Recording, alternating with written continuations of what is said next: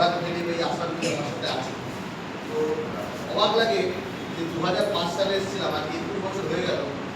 2005 সালেও স্মার্ট ভ্যালির কথা শিলচর বরাক ভ্যালিতে বলে গেছি, আজকে 2026-এ 21 বছর হয়ে গেছে, তারপরেও সেই স্মার্ট ভ্যালির কথা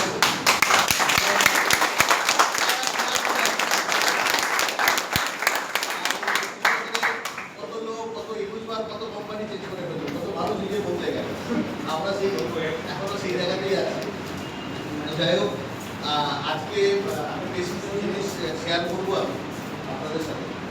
তার আগে বলবো যে যেখানে আছে একটু মুভমেন্ট না করলেই ভালো হয়, তাহলে আমার কনসেন্ট্রেশন ডিস্টার্ব হচ্ছে। কাউকে যদি বাইরে যেতে হয় তাহলে সে পারমানেন্টলি বাইরে চলে যায়, কেউ যদি এখানে থাকতে চায় তাহলে পারমানেন্টলি থেকে যায়। কিন্তু কখনো পেটে ব্যথা, অমুক ব্যথা, অমুক কল, মানে কিছু মানুষ থাকে যাদের প্রচুর ইম্পর্টেন্ট কথা, হোয়াটসঅ্যাপ চেক করা, বাইরে কেউ কল করছে, প্রচুর ইম্পর্টেন্ট থাকে, তার যদি মনে হয় এই ট্রেনিংটা তার জন্য গুরুত্বপূর্ণ নয়, তাহলে সে চলে যেতে পারে। কারণ আমি যখন কোনো কিছু কথা বলছি, কিছু এত দূর থেকে এসেছি, আমারও কিছু চিন্তা ভাবনা আছে, সেটা আপনাদের জন্য, সেটা আমার এখানে পাওয়ার কিছু নেই, এটা আমার কিছু পাওয়ার কিছু নেই, এখানে আমি দিতেই এসেছি। আমার পাওয়া বলতে এটাই দেখি যে আপনাদের মধ্যে কিছু একটা জিনিস ইমপ্রুভ হতে পারলো, তাহলে সেটাই আমার জন্য একটা বিরাট বড় প্রাপ্তি। যখন ত্রিপুরার যখন সুন্দর বলে বা সাগরদা বলে দাদা আপনার জন্য এই জায়গায় পৌঁছেছে, আমার জন্য তো বোঝায় না, প্রত্যেকের যোগ্যতায় পৌঁছায়, কিন্তু ওই কথাগুলি, ওই রেসপেক্ট বা ওই গ্র্যাটিটিউডটা ভীষণ ভালো লাগে, সেটাকে ভীষণ এনজয় করি। তো 2 ঘন্টা আমার সাথে থাকতে হবে, আপনারা আছেন তো? আছেন 2 ঘন্টা? 2 ঘন্টা মানসিক এবং শারীরিক দুটোভাবেই থাকতে হবে। বেলুনটা মোটামুটি স্বাগত জানানো ট্রেনিং শুরু করা যায়। প্রথমে আমরা বলি স্মার্ট ভ্যালু পরিবারে আমরা সবাইকে স্বাগত জানাচ্ছি। আমরা একটা স্মার্ট ভ্যালু পরিবার, আমরা বলি না এখানে কেউ সিনিয়র জুনিয়র বা আমি বস, তুমি আমার জুনিয়র, তুমি আমার কথা শুনে চলো, এরকম ব্যাপার না। এটা আমরা একটা স্মার্ট ভ্যালু পরিবার এবং আমরা এই পরিবারের একটা গুরুত্বপূর্ণ অংশ। নেক্সট টিম পিপি आपके साथ है। টিম পিপি কোনো অনেকের মধ্যে কনফিউশন থাকে, এটা কোনো মানুষের নাম, বার্তভূমিকের নাম না। পিপি মানে আমি শুধুমাত্র কোনো ইন্ডিভিজুয়ালকে এখানে হাইলাইট করছি না, এটা কোনো ইন্ডিভিজুয়াল ব্যক্তিত্বের নাম, এটা ব্যক্তি নয়, এটা একটা অর্গানাইজেশন, এটা একটা সিস্টেম। আমার মনে হয় এই কথাটার মানেটা আমি বুঝে পেয়েছি, where people and business grow together, যেখানে মানুষ এবং ব্যবসা দুটোই একসাথে গ্রো হয়। মানে এখানে শুধুমাত্র ব্যবসা গ্রো হয় না, আমি অনেক প্ল্যাটফর্ম দেখেছি যেখানে লোক কোটি কোটি টাকা রোজগার করে, সেখানে শুধু বিজনেস গ্রো হয়, মানুষ আর গ্রো হতে পারে। বাট আমাদের এই প্ল্যাটফর্মের একটা বড় সুবিধা হলো এটাই যে আমাদের এই পার্টিকুলারলি আমাদের এই সিস্টেমে, সেখানে আমরা শুধুমাত্র ফিনান্সিয়াল গ্রোথের কথা বলি না, আর্থিক উন্নতির কথা বলি না, মানসিক উন্নতি, তার বৌদ্ধিক উন্নতি, মানে ইন্টেলিজেন্ট লেভেল, তার সাইকোলজিক্যাল লেভেল, তার মানসিক অবস্থান এবং তার মনুষ্যত্বের যাতে উন্নতি ঘটে, আমরা একটা কমপ্লিট চিন্তা ভাবনা নিয়ে আমাদের এই বিজনেসটা করে থাকি, তাই তো? Yes or no? ইয়েস। এবং এটা আমাদের জন্য একটা বিরাট বড় প্লাস পয়েন্ট, আমাদের টিমের জন্য একটা বিরাট বড় প্লাস পয়েন্ট। কিন্তু আরেকটু এগিয়ে নিয়ে যাবো। আমি যদি আমার জার্নির কথা বলি, আমার জার্নিও মোটামুটি একটা কনফিউশন থেকে স্টার্ট হয়েছিল, ভীষণ কনফিউশন। তো যাবে এখন যদি ভাবছো, নিশ্চয়ই কিছু ভাবছো, হ্যাঁ, তোমার পাটা এরকম হচ্ছে তো করে, যখন তোমার পা মারে তার মানে সে অস্থির, এটা একটা অস্থিরতার লক্ষ্য। যাই হোক, এটা আমারও এটা আমি বুঝতে পারলাম। আমি কি করে বুঝলাম? কারণ আমারও এরকম হতো। হ্যাঁ, স্থির হয়ে বসাটা ভীষণ দরকার। 10টা 12টা চিন্তা ভাবনা করলে যেটা কথা বলছি সেটা শোনা যাবে না। যাই হোক, আমি যখন শুরু করেছিলাম আমারও একটা জার্নি কনফিউশনের মধ্যে স্টার্ট করেছিল। আমাদের কারা কারা এখানে আছে যারা শুরুর দিকে মানে উইদাউট কনফিউশন শুরু করেছিল, মানে সংশয় ছাড়া? সবার মধ্যে সংশয় ছিল তো? আমাদের সবার মধ্যে সংশয় ছিল। সংশয়হীনভাবে আমরা কোনো কিছুই শুরু করি না, সবকিছুই সংশয় দিয়ে শুরু হয়। এই জীবনটাই সংশয় নয়, সবাই শুরু করে। যেমন একটা মানুষ পৃথিবীতে জন্মগ্রহণ করে, সেও সংশয় নিয়েই জন্মগ্রহণ। পৃথিবীতে আসার পদ্ধতি এটা কি, ওটা কি, আকাশ কি, এবং ধীরে ধীরে যখন সময় যায়, সময় সাথে সাথে সে সংশয়গুলি দূর হতে শুরু করে এবং সত্যের প্রকাশ হয়। সত্যের প্রকাশ মানে আলোর প্রকাশ হয়, জ্ঞানের প্রকাশ হয়। তো আমরা যখন স্মার্ট ভ্যালুতে অ্যাডমিশন নিই, শুরুর দিকে ওই সংশয় সবার জীবনেই থাকে, আমারও ছিল। সব থেকে বড় যে 3টে সংশয় যেটা আমাদেরকে ভীষণ ডিস্টার্ব করে, সব থেকে বড় 3টে সংশয়, আমি খুব ডিপলি এটা ভেবে দেখেছি। এই 3টে সংশয় যেটা দিয়ে মানুষ শুরু করে, যতক্ষণ না এই 3টে সংশয়কে সে দূর করে ততক্ষণ সেই ব্যবসাটাকে ভালো করে করতে পারে। আপনি একটা বোঝা নিয়ে যদি সারা জীবন চলেন, সেই বোঝাটা কি আপনি সারা জীবন ক্যারি করতে পারবেন? অত দূর ভাবার দরকার নেই। হাতটা যদি আমি এরকম করে থাকি, এই জাস্ট হাতটা যদি এরকম করে থাকি, 5 মিনিট করতে পারবো, 10 মিনিট করতে পারবো না। আমার হাত ব্যথা করবে, হাতটা কাঁপতে শুরু করবে, ডিস্টার্ব ফিল করবো, অ্যাংজাইটি তৈরি হবে, এখানে ব্যথা হবে, আমি যদি এভাবে করতে পারবো না। একটা সামান্য বোঝা, হাতটা তোলা একটা সামান্য ব্রেন, সামান্য বোঝা, এই সামান্য বোঝাটা আমরা 5 মিনিটে বেশি ক্যারি করতে পারি না। তাহলে একটা মানসিক বোঝাকে যদি দীর্ঘদিন ক্যারি করে নিয়ে যায়, তাহলে কিভাবে আমরা চলতে পারবো কি? একটা মানুষ খুব ভালো করে চলতে পারে যদি সে সেই চলনটা যদি সহজ সরল, মানসিক টেনশন যদি না থাকে, ফিজিক্যালি যাতে সে ফিট থাকে, তাই তো? মানসিক টেনশন, মানসিক সংশয় যদি না থাকে, তাহলে সেই মানুষটা অনেক ভালো করে কাজটা করতে পারে, আর তার সাথে সাথে ফিজিক্যাল ফিটনেস যদি ঠিকঠাক থাকে। আমি এখানে কথা বলছি 3টে মানসিক যন্ত্রণার কথা। যখন কোনো অ্যাসোসিয়েট অ্যাডমিশন নেয়, তখন এই 3টে মানসিক সমস্যা তার ভিতরে সবসময় কাজ করে। আমি মানুষকে দেখে বলছি না, বা অ্যাসোসিয়েটকে দেখে বলছি না, আমি নিজের জীবন দিয়ে বলছি। কারণ এই 3টে জিনিস দিয়ে আমি স্টার্ট করেছি। 2003 সালে আমার অ্যাডমিশন। আমার সিনিয়র বলতো, সুরজিৎ কে কাজ করছিস না কেন, ট্রেনিং আসছিস না কেন, কিরে তোর কি হয়েছে? কিছুই বলতে পারতাম না। এবং অনেকে হয়তো যে টিম কাজ করছে, অ্যাসোসিয়েট অ্যাডমিশন নিচ্ছে, সিনিয়র ফোন করছে বা ফোন করছে না, ট্রেনিং আসতে বলছে, আসছে না। 2-4টে ইনভাইট করার পর তারপরে সিনিয়রের ফোনটা রিজেক্ট লিস্টে পাঠিয়ে দিচ্ছে, ব্লক লিস্টে করে দিচ্ছে, আর কমিউনিকেশন করতে চায় না। হয়তো এরকম আমরা ভাবি ছেলেটা বিজনেসটা করলো না, কি বুদ্ধিহীন, বুদ্ধিহীন, সে ডিসিশনটা ঠিক মতো নিতে পারলো না, বোকা ছিল। বাট আমরা বোঝার চেষ্টা করলাম না যেটা, সেটা অধরা হয়ে গেল। সেটা তো ওই যে মানুষটি অ্যাডমিশন নিয়েছিল, সেই পয়সাটা নষ্ট করার জন্য অ্যাডমিশন নেয়নি। তার ভেতরে অনেক সংশয় ছিল, আমি তার সংশয়টাকে আইডেন্টিফাইও করতে পারিনি, সংশয়টাকে দূরও করতে পারিনি। আর এই সংশয়টা আইডেন্টিফাই না করতে পারা, দূর করতে না পারার জন্য সে মানুষটা আমার থেকে একটু বিদায় নিয়ে হাত থেকে বেরিয়ে যাবে। কি কি সংশয় জেনারেলি কাজ করে, একটা ইন জেনারেল যদি আমি দেখি, একটা মানুষের মাথায় বা একটা অ্যাসোসিয়েটের মধ্যে যারা অ্যাডমিশন নেয়, প্রথম অবস্থায় 3টে সংশয় কাজ করে, যেটা আমার মধ্যেও করেছে। এবং এই 3টে সংশয় যদি দূর করতে পারি, তাহলে আমার কাজটা 90% শেষ হয়ে যাবে। আমরা ইনভাইট করি, ফিডব্যাক করি, সব কিছু করি, মাথায় যদি সংশয় থাকে, এই সংশয় থাকা মানে এটাকে বোঝা, এই বোঝাটাকে দূর করতে হবে। সেই 3টে সংশয় কি একটু দেখা যাক। নেক্সট আমরা অবশ্যই এটা নিয়ে কথা বলবো, তারপরে নেক্সট স্লাইড। এই 3টে সংশয় হচ্ছে, 3টে বিগেস্ট ডাউট হচ্ছে, क्या ये फ्रॉड करके भाग तो नहीं जाएगा? মানে অ্যাডমিশন নেওয়ার পর প্রথম যেটা আমার মাথায় কাজ করছিল, কোম্পানিটা পালিয়ে যাবে না? এটা প্রথম ভয় কাজ করছিল সব, যে কাজ করছে সব ঠিক আছে, সবাই সব কিছু বলছে, বা কোম্পানিটা পালিয়ে যাবে না? কারণ কোম্পানি পালিয়ে গেলে কি অসুবিধা, যে আমার 2-4টে যারা অ্যাডমিশন নেবে তারা এসে আমাকে ধরবে, আমার গলাটিতে ধরবে, কি আমাকে ফাঁসিছিস কেন, আমার নাম বদনাম হবে, আমার নামে বাজে একটা রিপোর্ট বেরোবে, পাড়ার লোক ছিছি করবে, এই ভয়টা আমার ভিতরে কাজ করে। কোম্পানি পালিয়ে যাবে না। দ্বিতীয় সংশয়, এটা মারাত্মকভাবে আমাকে ডিস্টার্ব করতো, क्या স্মার্ট ভ্যালু করনা সহি কাম, এই যে স্মার্ট ভ্যালু কাজটা করছি, এটা কি ভালো কাজ? এটা বরাবর আমার মাথায় কাজ করতো, কারণ আমি বিটেক ইঞ্জিনিয়ার ছিলাম। এবার সবাই আমাকে শিখিয়েছে বিটেক ইঞ্জিনিয়ার একটা বিরাট দাম। সবাই আমাকে বলতো, বাড়ির লোক বলতো, বা আমার বাবা গর্ব করে পাশের বাড়ির লোককে বলতো, বন্ধুদের বলতো, আমার ছেলে তো ইঞ্জিনিয়ারিং করছে। এই যে গর্ব করে আমার বাবা আশেপাশের লোকজন, আত্মীয় স্বজনকে বলে বেড়াতো, আমি তখন মনে মনে ভাবতাম, স্মার্ট ভ্যালু করলে বাবা কি এই কথাটা বলতে পারবে? গর্ব করে পাশের লোকটাকে বলতে পারবে, বন্ধু বান্ধবকে বলতে পারবে, আমার ছেলে নেটওয়ার্কিং করে, আমার ছেলে ডাইরেক্ট সেলিং ইন্ডাস্ট্রি।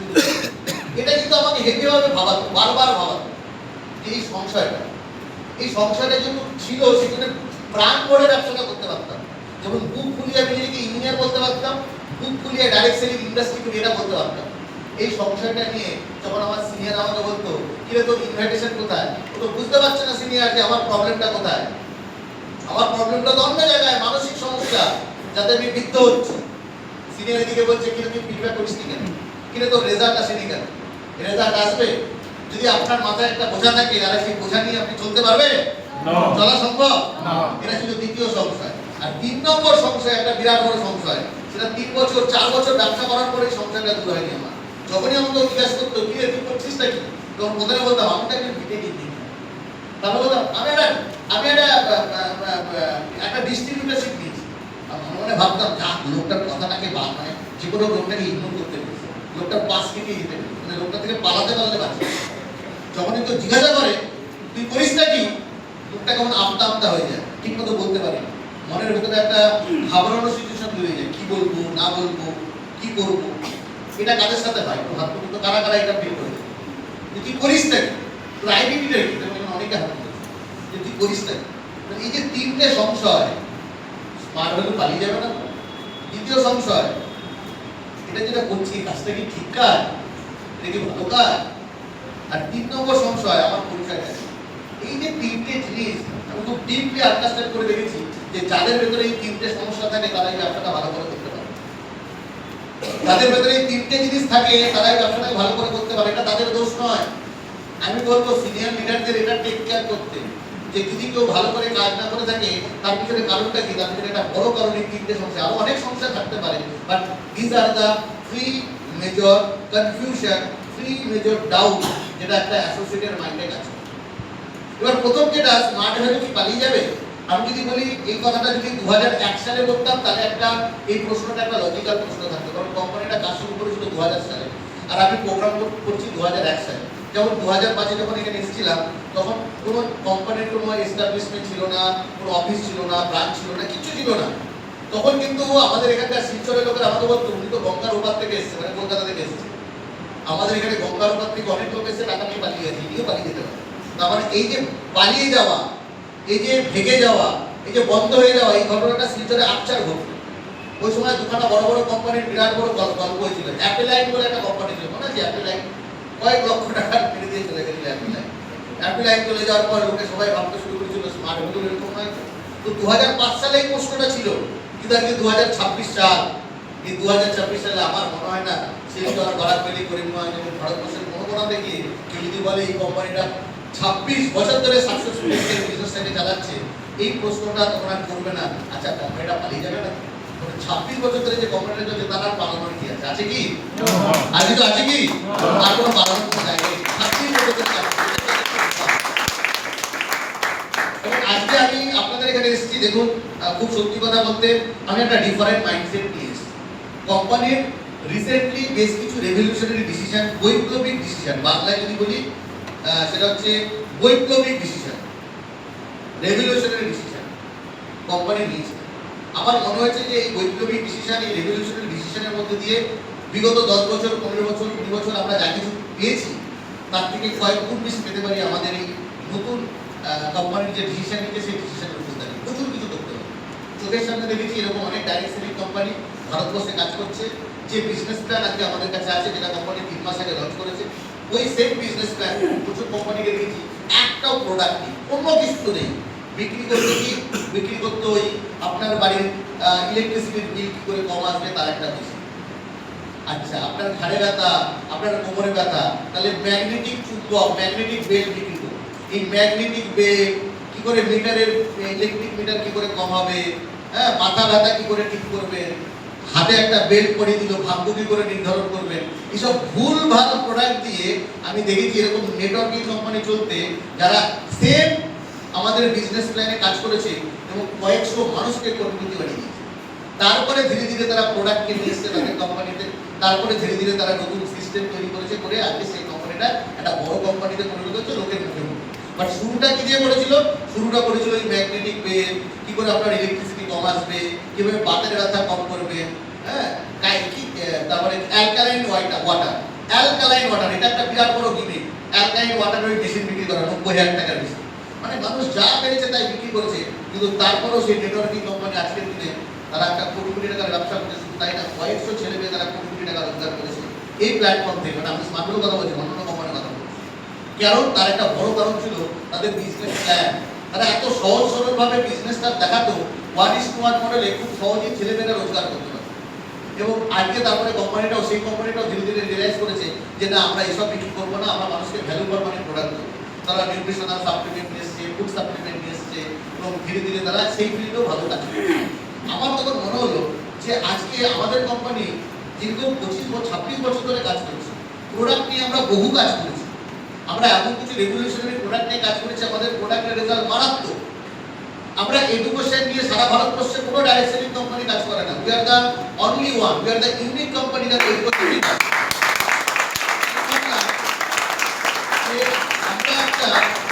আমরা একটা প্রায় মানধাত্তা আমলের মুঘল যুগের একটা বিজনেস প্ল্যানকে এই 2026-এ আমাদের 2025-এ আমাদের বিজনেস প্ল্যান শুরু হয়েছে।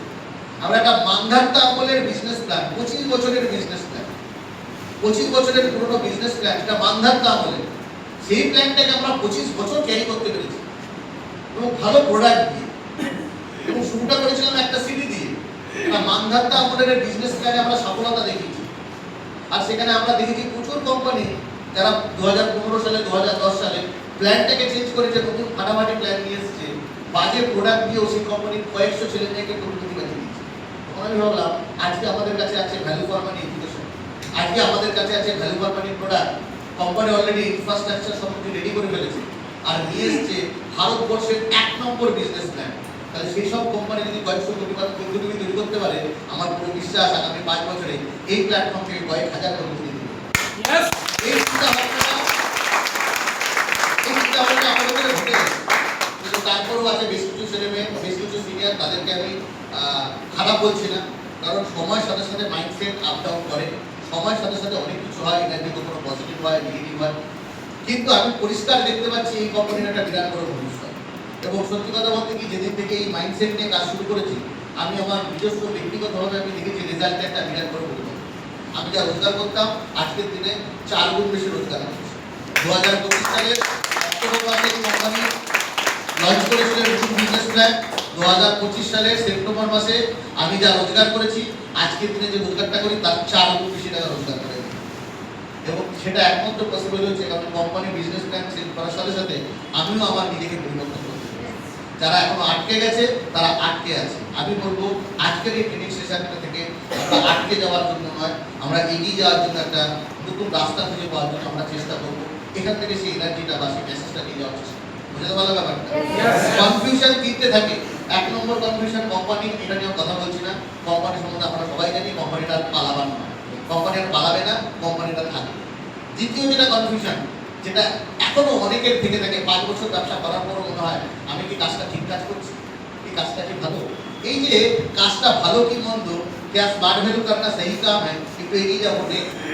এই যে দুটো কথা কাজ করে, দেখো দুটো ব্রেড কাজ করে। যখন ট্রেনিং এ আসি তখন বলি স্মার্ট ভ্যালু নাম্বার 1, আর যখন ট্রেনিং থেকে বেরিয়ে যাই হঠাৎ করে 4টে কাস্টমার নেগেটিভ দিয়ে দিল, না তোদের বিজনেস প্ল্যান এত কষ্ট না, অ্যাডমিশন হবো না, এটা তো ফ্রিতে এই কোর্সটা করতে পারা যায়, এই কোর্স তো অনলাইনে ইউটিউবে করতে পারা যায়। যেই শুনলাম 4-5টা নেগেটিভ, ব্যাস শেষ। তখন ভাবতে শুরু করলাম ব্যবসা তো হয় না। তার মানে আমাদের অবস্থা কাদের মতো, আমাদের অবস্থা সেই ব্যাডমিন্টনের ফেদারের মতো, একবার গিয়ে মারে তো এইবারে, আবার এই পারে তো এইবারে, ফুটবলের মতো কেউ একবার লাথি মারছে তো ওই গোল পোস্টে, ওখান থেকে কেউ লাথি মারছে এই গোল পোস্টে। আমার নিজের কোনো সিদ্ধান্ত নেই যে আমি নিজের ডিসিশন নিয়ে আমি এটাকে সেট করবো যে হ্যাঁ স্মার্ট ভ্যালুটা ঠিক, এই ব্যবসাটা ঠিক না। আমি কোনো সিনিয়র লিডারের ট্রেনিং এর জন্য অপেক্ষা করবো এটা বোঝার জন্য যে স্মার্ট ভ্যালু ঠিক, আর না আমি কোনো কাস্টমারের নেগেটিভ শুনে এটা ডিসিশন নেবো যে স্মার্ট ভ্যালু বেঠিক। এটা আমার একটা চিন্তা ভাবনা থাকবে স্মার্ট ভ্যালু ঠিক না বেঠিক। যেদিন যতদিন না পর্যন্ত আমার নিজস্ব একটা চিন্তাধারা তৈরি না হবে ততদিন আমি এরকম ভাবে কখনো এইবারই লাথি খাবো, কখনো ওইবারই লাথি খাবো, কখনো কাস্টমার আমাকে লাথি মারবে, কখনো সিনিয়র আমাকে পজিটিভ করবে। এটা এখান থেকে আমাকে বেরিয়ে আসতে হবে। আমার নিজস্ব একটা দৃষ্টিভঙ্গি থাকবে। সেই নিজস্ব দৃষ্টিভঙ্গি কিভাবে তৈরি হতে পারে, আমাদের দৃষ্টিভঙ্গি কিরকম তৈরি হয়, এই ডবল মাইন্ডেড হলে হবে না, আমাকে একটা সিঙ্গেল মাইন্ডেড তৈরি করতে হবে। স্ট্রং মাইন্ডসেট সে হোগা বিজনেস সেট। যদি মাইন্ডসেট যদি স্ট্রং না হয়, কখনো সিনিয়রের কথায় পজিটিভ হচ্ছি আর কখনো কাস্টমারের কথায় নেগেটিভ হচ্ছি, এই যদি দোলাচল চলতে থাকে তাহলে স্ট্রং মাইন্ডসেট আমার হয়নি, তাহলে বিজনেস কিন্তু হবে না। তাহলে কি করতে হবে একটু এগোনো যাক। স্মার্ট ভ্যালু কি ঠিক, এই যে প্রশ্ন, এটার উত্তর কোথায় পাবো? ভালো করে যদি দেখি এই ভুল এবং ঠিক এই দুটো উত্তর আমরা খুঁজি কোথা থেকে। একটা মানুষ আমরা ঠিক বা ভুল আমরা চেষ্টা করি এটা বোঝার জন্য সমাজের কাছ থেকে শিখি, সমাজ আমাদের দেখায়। কিছু কিছু ক্ষেত্রে লেখার দরকার নেই, এটা ভালো করে বোঝার চেষ্টা করি। কিছু কিছু সময় আমাদের সমাজ থেকে আমরা বোঝার চেষ্টা করি যে এটা ঠিক না ভুল। সমাজ যদি বলে ভুল আমরা বলি ভুল, সমাজ যদি বলে ঠিক তাহলে আমরা বলি ঠিক।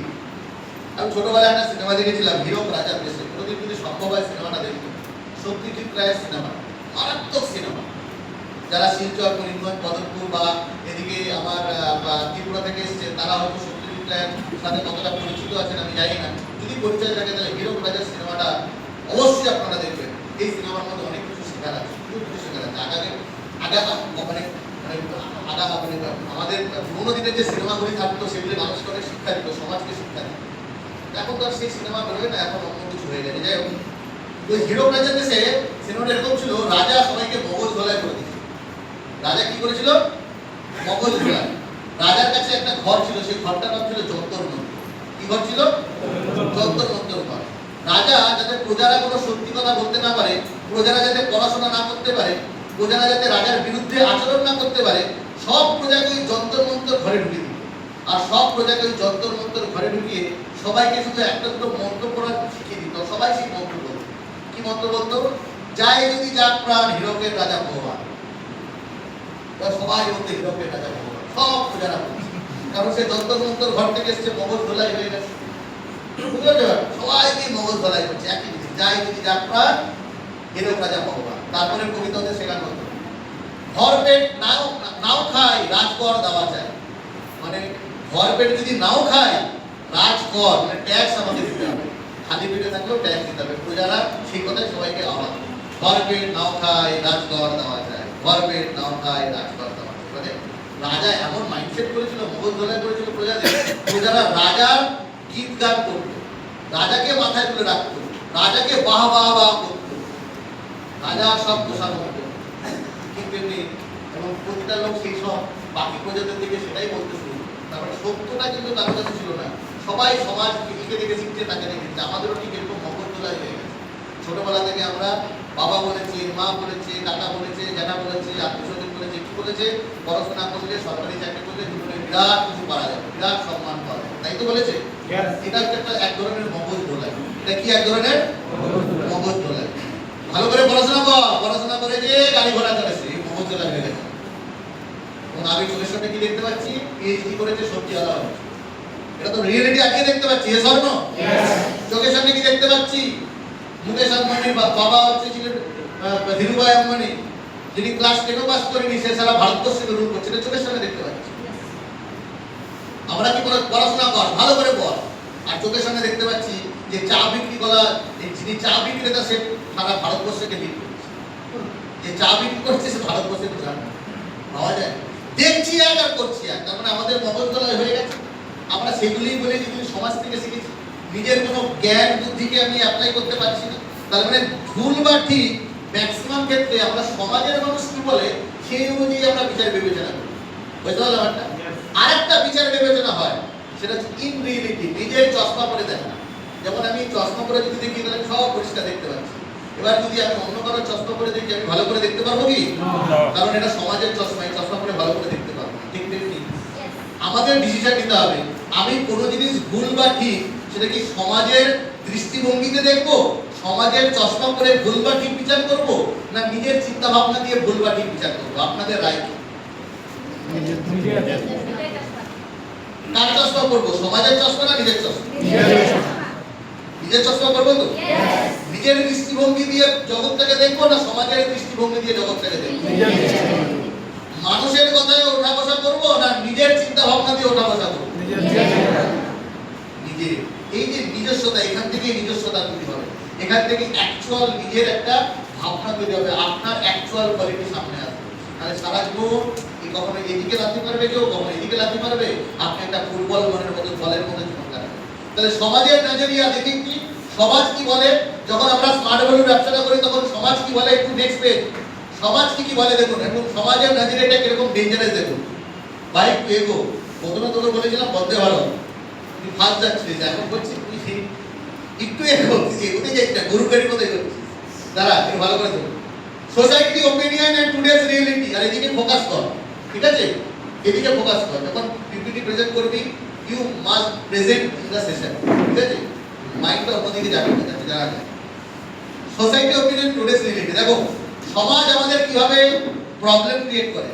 सोसाइटी पहले हंसता है, फिर अपोज करता है और लास्ट में फॉलो करता है। সমাজের চিন্তা ভাবনা, সমাজের চিন্তা ভাবনাকে কেন গ্রহণ করব না? কারণ সমাজ কোন চিন্তাধারাকে দীর্ঘদিন একই রকম ভাবে রাখেনি। সমাজের চিন্তাধারাও সময়ের সাথে সাথে বদলে গেছে। সমাজ কখনোই নিজের চিন্তাধারাকে অটুট রাখতে পারেনি, ঠিক রাখতে পারেনি।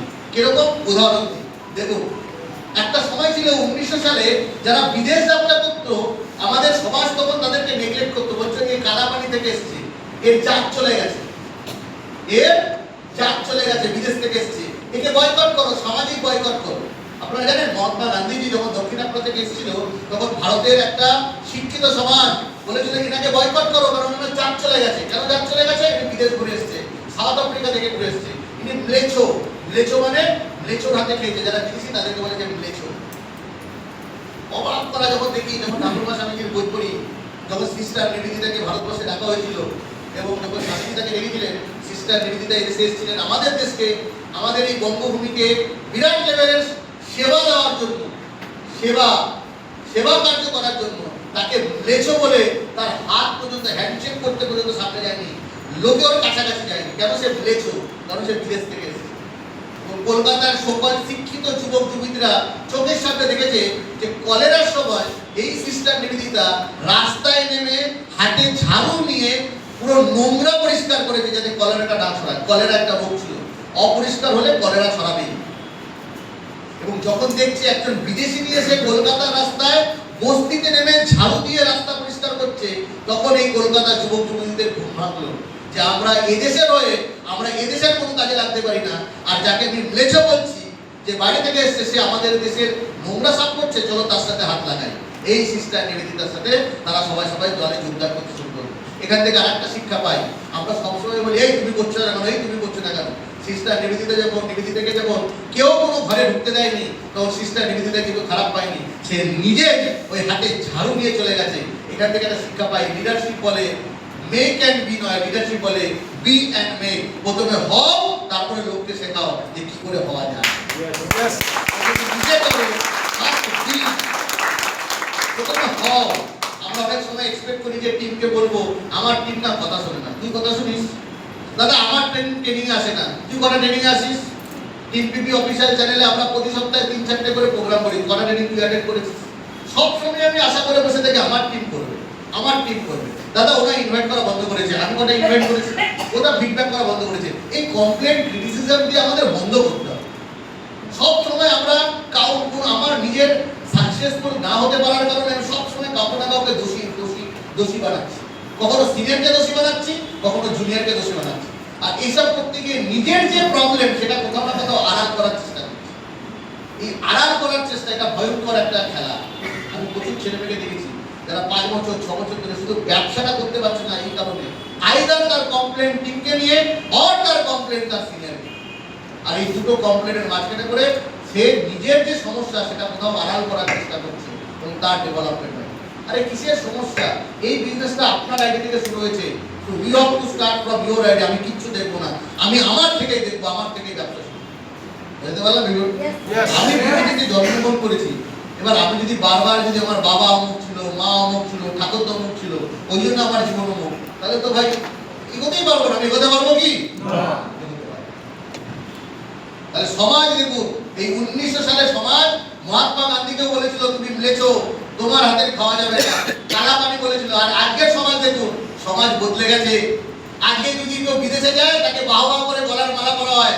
দেখুন রিয়েলিটি বলছে 2023 সালে এই ভারতবর্ষ থেকে 13 লক্ষ স্টুডেন্ট বিদেশে গেছে পড়াশোনা করতে। তাহলে সমাজ বদলেছে তো।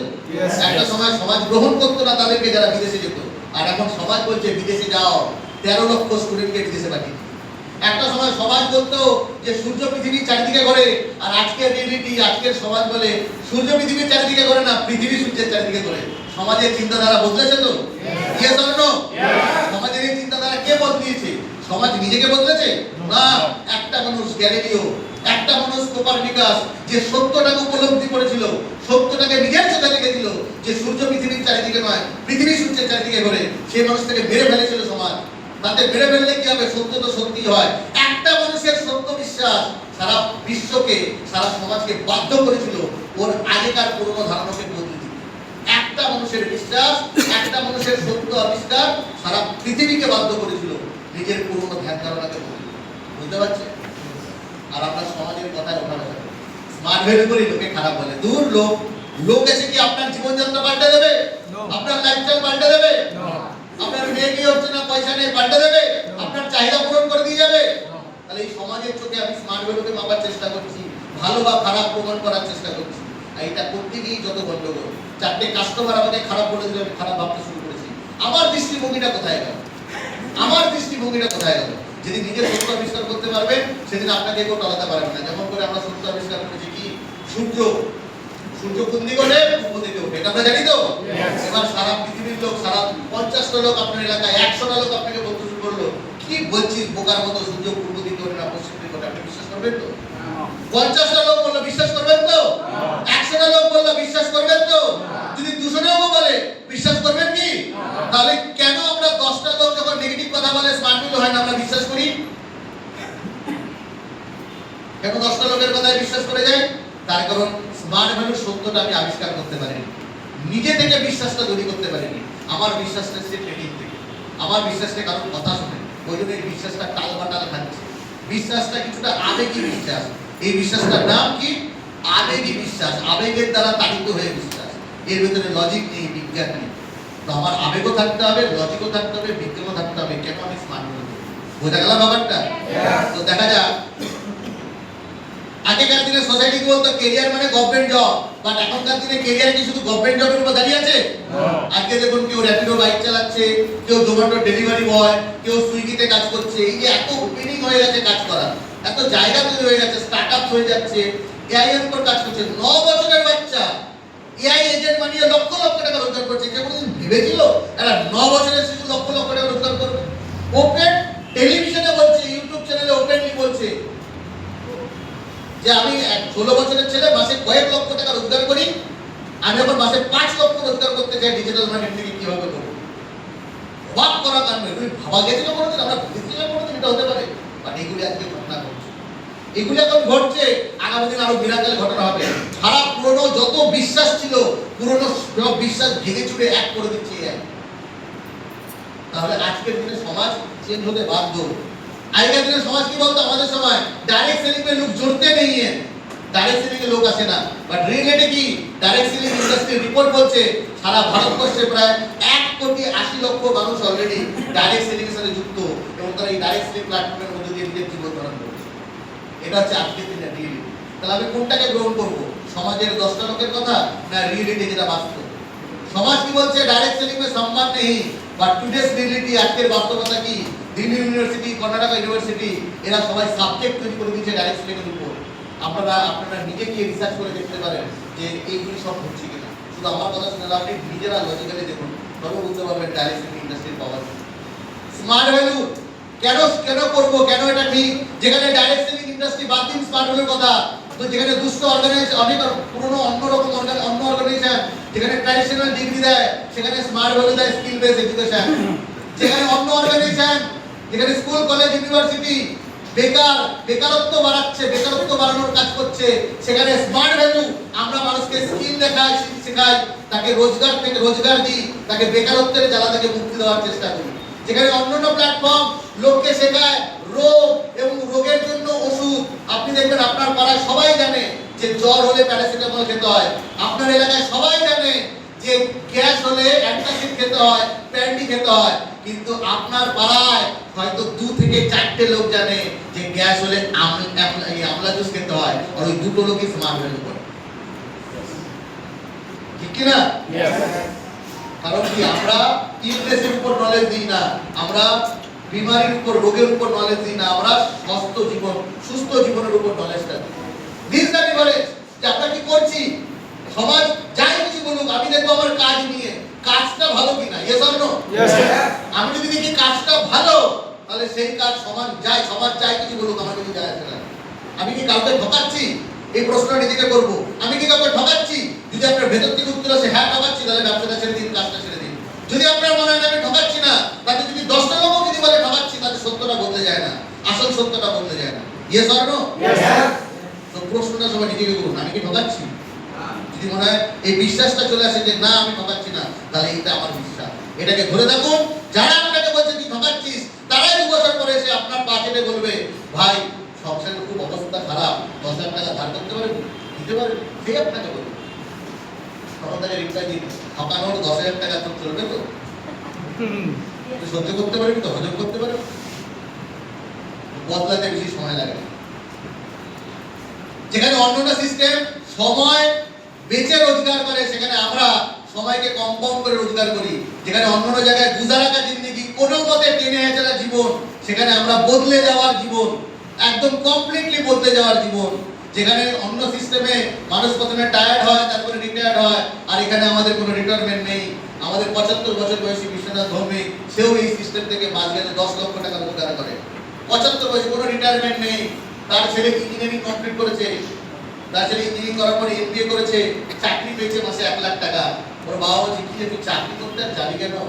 আমার তো মাসে 1 লাখ টাকা ট্যাক্সি দিই, তুই একটা কাজ কর, আমার সাথে সাথে একটু স্মার্ট হলেও করার চেষ্টা কর, তোকে বেশি কিছু যেতে হবে না, আমার সাথে গাড়িতে বসে থাকবি, যা যা বলবো চুপচাপ বলে শুনবি। তারপরে আমি চলে গেলে তো আমার আইডিয়া তোকে দিয়ে যাবো, 10 লাখ টাকা কামাচ্ছি, 20 লাখ টাকা কামাবি, অটোমেটিক্যালি কিছু করতে হবে না। ভাবুন তো, কোনো বাবা তার, কোনো ডাক্তার বাবা তার ছেলেকে বলতে হবে, হতে পারে তোকে পড়াশোনা করার দরকার নেই, আমি চলে যাবো, আমার টিভিটা তোকে দিয়ে দেবো, বলতে পারে? কোনো ইঞ্জিনিয়ার তার ছেলেকে বলতে পারবে যে আমি ইঞ্জিনিয়ারিং করেছি, আমার চাকরিটা তোকে দিয়ে যাবো? এখন কম্পেনসেশন গ্রাউন্ডে চাকরি শেষ। আগে ছিল বাবা মরে গেলে চাকরির ডিউরেশনে যদি মারা যায় তো সন্তান পেত, এখন আর সেই গল্প নেই। সরকার বলছে এই টাকা নাও, বাড়ি যাও, এর বেশি তোমাকে কিছু দিতে পারবো না। Yes or no? কিন্তু আমাদের সিস্টেমে কিন্তু সেটা পসিবল। নেম, ফেম, রেকগনিশন, এগুলি কি 40 বছর দেওয়ার পর মানুষ পায় না? 40 বছর ধরে কাজ করে যাচ্ছে, তারপরেও সে পায় না। আর আমাদের সিস্টেমে নেম, ফেম, রেকগনিশন সবকিছু আমরা এখান থেকে পাই, পাই তো? আর্লি বার্ড অফার কেউ কোয়ালিফাই করেছে, তাকেও আমরা সেজে ডাকি। 2 মাস ধরে কাজ করছে, 10টা জয়েনিং করেছে, তাকেও আমরা ডাকি। ন্যাশনাল ফিট কোয়ালিফাই করেছে, তাকেও আমরা স্টেজে চড়াই, তাকে মালা দিই। রেসপেক্ট, রেকগনিশন, সেটা পাওয়ার যোগ্য, কেন তাকে দেবো না? নেম, ফেম, রেকগনিশন। তাহলে আমি এত কিছুর কাজ করছি। বেনিফিট অফ স্মার্ট ভ্যালু, আমরা স্কিল বেস এডুকেশন দিই, world class health supplement provide করি, এক্সট্রা ইনকাম, প্যাসিভ ইনকাম দিই আমরা, financial freedom, family security, B your own বস। কোন বস মানে আমরা নিজের বস নিজে। সময়ের কন্ট্রোল, আমার সময়ের কন্ট্রোল আমার হাতে, আমার সময়ের কন্ট্রোল আমার হাতে, আমার কন্ট্রোল অন্য কারো কাছে নেই। লাস্টে লেখা আছে, यहाँ पे सिर्फ पैसा नहीं, पूरे जिंदगी बनता है। এখানে শুধু আমরা পয়সা রোজগার করি না, পুরো জীবন পাই না। তাহলে স্মার্ট ভ্যালু থেকে একটা মানুষের শুধু পয়সা রোজগার করা শেখাই না, পুরো জীবন তাকে, যেটা কমপ্লিট জীবন। এটা দেখার পর আমার মধ্যে যদি কেউ আমাকে বলে না স্মার্ট ভ্যালু করা ঠিক নয়, ঠিক তেমনি 10টা লোক কেন, আমাকে যদি 5টা লোক এসে বলে স্মার্ট ভ্যালু করা ঠিক নয়, তার কিরকম মুখ্যম জবাব দিতে হয় সেটা আমি জানি। কিন্তু সাধারণ অ্যাসোসিয়েশন দিতে পারে না, কারণ তার সংশয় থেকে যায়, ঠিক না ঠিক। আমি সেই সংশয় দূর করেছি, আর যবে থেকে দূর করেছি তবে থেকে লক্ষ টাকা রোজগার করেছি। অনেকে প্রশ্ন করে, স্যার লক্ষ টাকা রোজগার করার ফর্মুলা কি? লক্ষ টাকা রোজগার করার একটাই ফর্মুলা, সেটা হচ্ছে বিশ্বাস। যদি বিশ্বাস থাকে, যদি সংশয়হীনভাবে কাজ করতে পারে, তবে লক্ষ টাকা রোজগার জেনারেট হবে। সংশয় নিয়ে, অবিশ্বাস নিয়ে ওটাকে ক্যারি করে ওটাকে আপনি টাইম পাস করছেন, সময়টাকে জাস্ট নষ্ট করছেন। হয় সংসার দূর করুন, নাহলে নিজেকে দূর করুন, দুটোর মধ্যে যে কোনো একটা করুন, দয়া করে টাইমটা নষ্ট করুন। বোঝা গেল ব্যাপারটা? Next line. স্মার্ট ভ্যালু বিজনেসের ইউনিকনেস কি? এই ব্যবসাটা করতে গেলে আমাদের কোনো পয়সা লেগেছে? পয়সা লাগে। কোনো দোকান আছে, কোনো স্টাফ আছে, কোনো ট্র্যাডিশনাল বিজনেসের হ্যাসেল আছে? 24 ঘন্টা 24/7 সাপোর্ট টিম আমাদের সাপোর্ট দেয়। লাইফ চেঞ্জিং ট্রেনিং সিস্টেম এখান থেকে পাই। ফ্লেক্সিবল ওয়ার্কিং আওয়ার, যখন খুশি তখন কাজ করতে পারি, ঘর থেকে কাজ করতে পারি, যেখানে বসে কাজ। আজকে একটা পুরনো অ্যাসোসিয়েটের সাথে দেখা, সে একটা অন্য কাজ করে এবং করার পাশে এক ফোঁটা সময় পায় না। আমি তাকে বললাম, দেখ তুই যখন স্মার্ট ভ্যালু করতিস আর এই যে এখন যে কাজটা করিস, দুটোর মধ্যে একটা বেসিক পার্থক্য বল দেখি। দাদা একটাই বেশি পার্থক্য, স্মার্ট ভ্যালু যখন ঠিক করতাম তখন আমি ছিলাম স্বাধীন, আর এখন যে কাজটা করি আমি হয়ে গেছি পরাধীন। এমন কি একদিনে সময় পাস না? মানে না দাদা একদিনে সময় পাই না। মানে তাহলে একটা কাজ কর, তোকে একটা কাজ বলি, তুই যে কাজটা করিস সেখানে প্রতিদিন 10 মিনিট, 15 মিনিট, 20 মিনিট করে ছোট ছোট সময় পাস না? হ্যাঁ সময় পাই। আমাদের দিনের, আমাদের এখনকার বিজনেস হয়ে গেছে কিন্তু অটোমেটিক। তোকে অফিসে আসতে হবে না, তোকে ব্রাঞ্চে আসতে হবে না, তোকে কারোর বাড়িতে যেতে হবে না। আমাদের এটা ডিজিটাল যুগ, আমাদের পুরো বিজনেসটা হয়ে গেছে ডিজিটাল মোডে। ইনভাইট করবি সোশ্যাল মিডিয়া থেকে, ডিজিটালি ফেসবুক করতিস, ইনস্টাগ্রাম করতিস, তারপরে ফেসবুক ইনস্টাগ্রাম করবি ইনভাইট করার জন্য। প্ল্যান শো করবি, তোকে কারোর বাড়িতে যেতে হবে না, আমি তোকে লিংক দেবো, লিংক পাঠিয়ে দিবি, অনলাইনে প্ল্যান হয়ে যাবে। ফলো আপ করবি, আমার সাথে কন্ট্যাক্ট করে দিবি, জুমে বসে ফলো আপ করে দেবো, অনলাইনে ফলো আপ হয়ে যাবে। টাকা নেওয়ার জন্য বাড়িতে যেতে হবে না, আমি কিউআর কোড পাঠিয়ে দেবো, আমাদের কোম্পানির কিউআর কোড আছে, ও পয়সা পাঠিয়ে দেবে। অ্যাডমিশন নেওয়ার পর কিভাবে কাজ করবে, আমাদের প্রতি সপ্তাহে wake up Wednesday follow to হয়, ফলো টু তোকে শিখিয়ে দেবো কিভাবে কাজ করবে। ব্যবসা কি করে বাড়াবি, স্পেশাল ট্রেনিং আমরা অনলাইনে দিয়ে দেবো। তারপরে তাকেও শিখিয়ে দে কি করে সোশ্যাল মিডিয়াতে ইনভাইট করতে হয়, তাকে শিখিয়ে দে কি করে প্ল্যান শো করতে হয় অনলাইনে। ঘরে বসে কাজ, তুই ওই কাজ করার সাথে সাথে আবার নতুন করে ডিজিটাল মার্কেটিং এর মধ্যে দিয়ে আমরা যেমন অনলাইনে করছি, ঘরে বসে এই কাজটা করে মাঝখানে লাখ লাখ টাকা রোজগার করতে পারবো। আজকে আমরা সেই কনসেপ্টে চলে এসেছি, ইয়েস অর নো? আমরা নিজেকে চেঞ্জ করেছি। আজকে আমাদের সেই ট্র্যাডিশনাল সিস্টেম নেই, আজকে আমরা কনভেনশনাল সিস্টেমের বাইরে চলে এসেছি। আজকে আমরা অনলাইনে প্ল্যান শো করি, কালকে আমাদের অনলাইনে প্ল্যান শো আছে ফ্রাইডে, প্রতি ফ্রাইডে 10টার সময় আমরা প্ল্যান শো হয় এডুকেশনের উপরে। খুব খারাপ হলো আমার কাছে 50টা প্রসপেক্টের নাম এসেছে। আমি একটা ফর্ম ছেড়েছিলাম যে যারা যারা প্রোগ্রামে ইনভাইটিকে বসাবে তাদের লিস্টটা পাঠাবে। গুজরাট থেকে 4টে নাম এসেছে, বিহার থেকে 17টা নাম এসেছে, ইউপি থেকে প্রায় 7টা নাম এসেছে, কর্ণাটক থেকে 6টা নাম এসেছে। প্ল্যান শো একজন করবে, বাট ইনভাইট হচ্ছে সারা ভারতবর্ষ থেকে। কি অবাক লাগছে ব্যাপারটা। আজ থেকে 10 বছর আগে কোনোদিন আমি ভেবেছিলাম? কোনোদিন ভাবিনি। তাহলে if there is a will there is a way, ইচ্ছা থাকলে উপায় হয়। কেউ যদি ভাবে আমি অল ওভার ইন্ডিয়া লেভেলে ব্যবসা করব, বাড়িতে বসে করা যায়। আর কেউ যদি ভাবে কিছু করবো না, তাহলে সে কিছু করতে পারে। বুঝতে পারলাম ব্যাপারটা? বিজনেস পুরো মোড চেঞ্জ হয়ে গেছে। বলে ঠিক আছে দাদা, আমি শুরু করবো, তুমি বলো আমাকে কি করতে হবে। আমি তোকে কোথাও যেতে হবে না, তোকে লিঙ্ক কার্ড পাঠাবো, শুধু লিঙ্ক দেখতে থাক।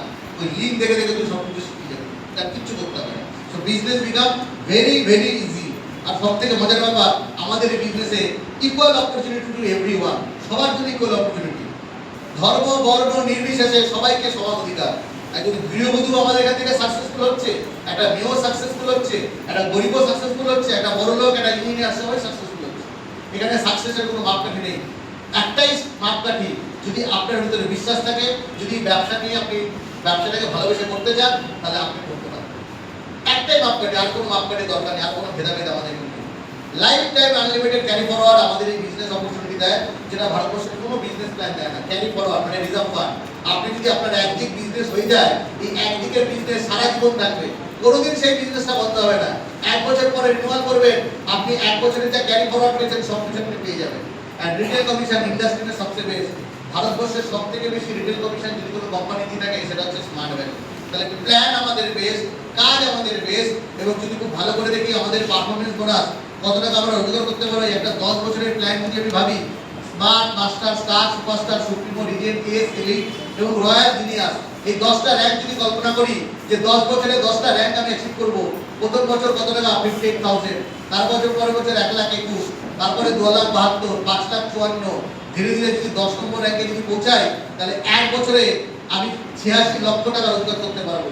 সারা জীবনের রোজগার আমি 1 বছরে করতে পারবো। যদি 10টা বছর, আমি বললাম প্রতি বছর যদি একটা ফিল্ড যদি আমি আপগ্রেড করতে পারি বা আমি আপগ্রেড করতে পারি, একটা ফিল্ড করে যদি আমি করতে পারি, এর থেকে ভালো কি আছে? আমি যদি কনসেপ্টে ঢুকতেও চলি, এই রোজগারটা আমার আসবে। নেক্সট, এই রোজগারটা কেন আসে? যদি কেউ জিজ্ঞাসা করে ভাই কেন এই রোজগারটা আসে, আমাদের সিস্টেমটা আমি খুব সুন্দর, এই খুব সহজ সরল এক্সাম্পল আপনাকে দিচ্ছি। আমি সহজ সরল মানুষ, ওই জন্য সহজ সরল উদাহরণ দিতে ভালোবাসি, যেটা চট করে মানুষের মাথায় ঢুকে যায়। স্মার্ট ভ্যালু সিস্টেম আর অন্য সিস্টেমের মধ্যে পার্থক্য কি? সাধারণ মানুষ যেভাবে রোজগার করে, তাদের রোজগারটা অনেকটা একা একা নৌকা চালানোর মতো, একাই দাঁড় বেয়ে চলে যাচ্ছে, পরিশ্রম করছে, গন্তব্যস্থলে পৌঁছতে পারছে। যদি সেই নৌকাটাই 10 জন চালায়, তাহলে নৌকাটা অনেক দূরে যাবে, অনেক তাড়াতাড়ি যাবে, গন্তব্যস্থলে তাড়াতাড়ি পৌঁছাবে না স্লোলি পৌঁছাবে? তাড়াতাড়ি পৌঁছাবে তো? আমাদের বিজনেসটা ঠিক তাই। আমরা একজনকে নিয়ে 100 জনকে নিয়ে চলি, 100 জনই একই স্পিডে চলে, আমার কাজের গতি বেড়ে যায়, আমার রেজাল্ট বেড়ে যায়। ওই জন্য আমাদের এখানে পসিবল 2 বছরে কোটিপতি, 3 বছরে কোটিপতি, 4 বছরে কোটিপতি পসিবল। অন্য প্ল্যাটফর্ম যেখানে 40 বছর লাখপতি হতে পারে না, আমাদের এখান থেকে 5-6 বছরে কোটিপতি হওয়াটা সম্ভব। এই যে আমরা কোটি কোটি টাকার গল্প শুনছি, এটা এই জন্য সম্ভব কারণ আমাদের টাইম কম্পাউন্ডিং সিস্টেম। আমরা গ্রুপ এফোর্টে কাজ করি, গ্রুপ এফোর্টে আমাদের রেজাল্ট আসে। এটা এগিয়ে যাবো। স্মার্ট ভ্যালু সিস্টেমটা কিরকম? ঠিক এটার মতো। ট্র্যাডিশনাল সিস্টেম মই বেয়ে বেয়ে কষ্ট করে করে উপরে যাওয়া, সিঁড়ি বেয়ে বেয়ে করে যাওয়া। আমাদের সিস্টেমের মতো অসাধারণ সিস্টেম কিন্তু হতে পারে না। আপনাকে সিঁড়ি চড়তে হবে না, আপনি আপনার লাগেজ নিয়ে, পরিবেশিক নলেজ নিয়ে জাস্ট দাঁড়িয়ে থাকুন, সিঁড়ি আপনি আপনাকে সাকসেস করবে। এই সিস্টেমটাকে বিশ্বাস করুন, সিস্টেমের উপর দাঁড়িয়ে থাকুন, সিস্টেম যেটা বলছে ফলো করুন। সিস্টেমই আপনি এসকালেটরের মতো উপরে নিয়ে চলে যাবে, এত পরিশ্রম করার কোনো প্রয়োজন নেই। এটাই হচ্ছে স্মার্ট সিস্টেম এবং স্মার্ট ভ্যালুর গাড়ি এটা। যতই আমি ভালো ড্রাইভার হই না কেন, চালাচ্ছি তো রিস্কা। যতই ভালো ড্রাইভার হই, রিস্কায় চালাচ্ছি, বেশি দূর পৌঁছতে পারবো না। আর আমার যদি ড্রাইভিং স্কিল যদি ভালো না থাকে, আমি যদি ওই গাড়িটা চালাই, আমি গন্তব্যস্থলে দ্রুত পৌঁছাবো। Yes or no? তাহলে স্মার্ট ভ্যালু তো ঠিক তেমনি। আমার যদি রোজগার করার সিস্টেম হচ্ছে টাইম কম্পাউন্ডিং জন্য, হতে পারে আমার এখন রোজগার আসছে না, আমি চোখের সামনে থেকে দেখেছি যে স্মার্ট ভ্যালু থেকে পুরনো ছেলে 2 বছর ব্যবসা করেছে, ভালো রোজগার করেছিল, হঠাৎ করে তার বিজনেসটা ফলডাউন করে গেছে। এরকম অনেকটা হয়, হঠাৎ করে তার বিজনেসটা 50,000 টাকা রোজগার 0 টাকায় পৌঁছে গেছে। তাকে মোটিভেট করে বললাম, ভাই স্মার্ট ভ্যালুর মতো ভালো ব্যবসা হয় না, চল আবার শুরু করি। চোখের সামনে থেকে দেখেছি যে 0 থেকে শুরু করেছে, পড়ে যাওয়ার পর আবার 0 থেকে শুরু করেছে, 7 মাসের মধ্যে 1 লাখ টাকার ইনকামে পৌঁছে গেছে। এফোর্টটাও সেরকম, মেহনতটাও সেরকম করেছে। আর আমাদের এই 0 থেকে 7 এই 7 মাসের মধ্যে আমার লাখ টাকা রোজগার করার জন্য প্রবলেম একটাই, আমাদের পুরনো বোঝা। ওই যে বললাম, সংশয়ের বোঝা নিয়ে জীবন কাটানো যায় না। প্রচুর সংশয় মাথায় নিয়ে আসি আমাদের, হবে তো ঠিক আছে, আবার চেষ্টা করছি, আবার করবো কি, হবে কি, এই এত কিছু চিন্তা মাথায় করতে করতে ঠিক আছে কালকে থেকে ভালো করবো, পরশুদিন ভালো করবো, এই সব কিছু ভালো করতে গিয়ে প্রচুর পরিবর্তনের কথা ভাবতে গিয়ে সামান্য পরিবর্তনগুলো করতে পারি। এটা হচ্ছে আমাদের দশা। আমরা ভাবি সব কিছু করবো। আমিও ছোটবেলায় এরকম ভাবতাম। মাধ্যমিক পাস করার পর, ক্লাস 8 পাস করার পর যখন ভাবলাম, বাবা মা বললো এবার তো মাধ্যমিক ভালো করে করতে হবে, ভালো রেজাল্ট করে নিয়ে এসে স্বাভাবিক কারণে তখন মনে শক্তি না, ডেইলি 3 ঘন্টা করে, প্রথম দিন 3 ঘন্টা করার পর এবার ঘুমাচ্ছি, পরে বলে না ঠিক আছে, অনেক সময় পরে করতে করতে আর করাই হলো না, আবার 9-এ গিয়ে রেজাল্ট খাওয়া। এরকম হয়তো আমাদের শুধু 9-এ পড়াশোনার ক্ষেত্রে না, আমি এক্সারসাইজ ক্ষেত্রেও দেখেছি। যখন যখন শরীর খারাপ হয় তখন মনে হয় না এবার একটা এক্সারসাইজ করতে হবে, ডেইলি 1 ঘন্টা করে যোগা করবো, প্রাণায়াম করবো, তারপরে আবার যোগাসন করবো, দৌড়াবো, রানিং করবো, জগিং করবো, জিমে যাবো, সব করবো। সব করবো করতে গিয়ে তো কালকে থেকে শুরু করবো, কাল আর হলো না। এবার শুরু যখন করলাম, একদিন যাওয়ার পর দেখি কোমরে ব্যথা, না একটু রেস্ট করি, ভালো লাগছে না, 7 দিনের পর আবার জিজ্ঞেস, আবার শরীর খারাপ হলো, আবার না এবার করতে, এবার 2 ঘন্টা করে এক্সারসাইজ করবো, যোগা করবো, প্রাণায়াম করবো। এই এত পরিকল্পনা করে কিছুই হয় না। এরকম হয়েছে, আমি আমার জীবনে দেখেছি, না যোগা প্রাণায়াম করতে হবে, ঠিক আছে চলো কি করবো, রিবকের শোরুমে যে ভালো জুতো কিনি, 5,000 টাকা জুতো কিনলাম, তারপরে কি করলাম, ট্র্যাক শুট কিনলাম, তা আমি 2,500 টাকা ট্র্যাক, কি লাগছে দেখতে, ভালো করে একটা মোটামুটি এডিডাসের একটা গেঞ্জি কিনলাম, আয়না ছাড়া হেভি লাগছে। পরের দিন 6টার সময় অ্যালার্ম দিয়েছি, ঘুমার ভালো না, আরে পরের দিন করবো। তারপর দিন কোনো মতে গেলাম, 3 নম্বর দিন গ্যাস গল্প আর হলো। অনেক পরিবর্তন করবো একদিনে, এটা ভাবতে গিয়ে সিম্পল পরিবর্তনটাও করতে পারলাম। আমি একটা ট্রিক বলে দিচ্ছি, যেটা আমি করে উপকার পেয়েছি। আমি এখন নিজের মাইন্ডে কখনোই এটা বোঝাই না তোকে প্রচুর কিছু পরিবর্তন করতে হবে।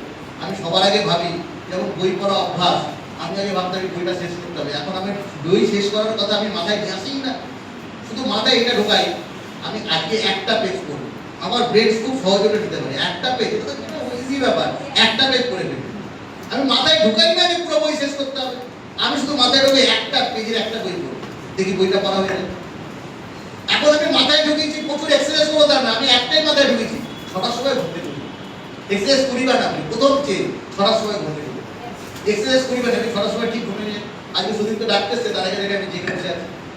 এবার যদি ভাবি আমাকে এই করতে হবে, অমুক করতে হবে, না 6টার সময় অ্যাটলিস্ট হাঁটতে হবে, এটা আমার ব্রেন নিতে পারছি। যেই আমার ব্রেনটা ঢোকাই, এক্সারসাইজ করবো, প্রাণায়াম করবো, যোগা করবো, হ্যান্ড করেগা, ধ্যান করেগা, আসলে বেটা কচু করেগা, সব কিছু করতে গিয়ে কিছুই করতে পারে। সেজন্য একটা ট্রিক্স দিচ্ছে আপনাদের, যদি মনে হয় জীবনে কিছু করবো বলে ভাবছেন, পরিবর্তন বলে, স্মল টার্গেট নিন, ভীষণ ছোট টার্গেট, ভীষণ ছোট, 1000 টার্গেট না, ভীষণ ছোট, যেটা আপনি কমফোর্টেবল, ভীষণ ছোট, ভীষণ ইজি, ওটাকে কনসিস্টেন্টলি করুন, দেখুন ওটা ঠিক হয়ে যাবে। ওটা ঠিক হয়ে যায়, কনফিডেন্স হয়ে যাবে। আমি দীর্ঘদিন ধরে প্ল্যান শো করতাম না, হঠাৎ করে ভাবলাম না আমি সব কিছু একসাথে চেঞ্জ করতে পারবো না, প্রথমে প্ল্যান শোটাকে ভালো করে 1 সপ্তাহ, 2 সপ্তাহ, 3 সপ্তাহ করতে করতে তারপরে দেখতে পাচ্ছি সারা ভারতবর্ষ আমার প্ল্যান শোটাকে কপি করে। সিনিয়র লিডার, কোম্পানি অফিসার যখন আমাদের প্ল্যান শো দেখে বলে, সুরজিৎ এত প্ল্যান শো দেখেছি, বাট তোমাদের টিমে যে প্ল্যান শোটা হয় তার বেস্ট প্ল্যান শো হয়। আমি আমারটা বেস্ট বলে বলছি না, বাট ভাবুন ব্যাপারটা যে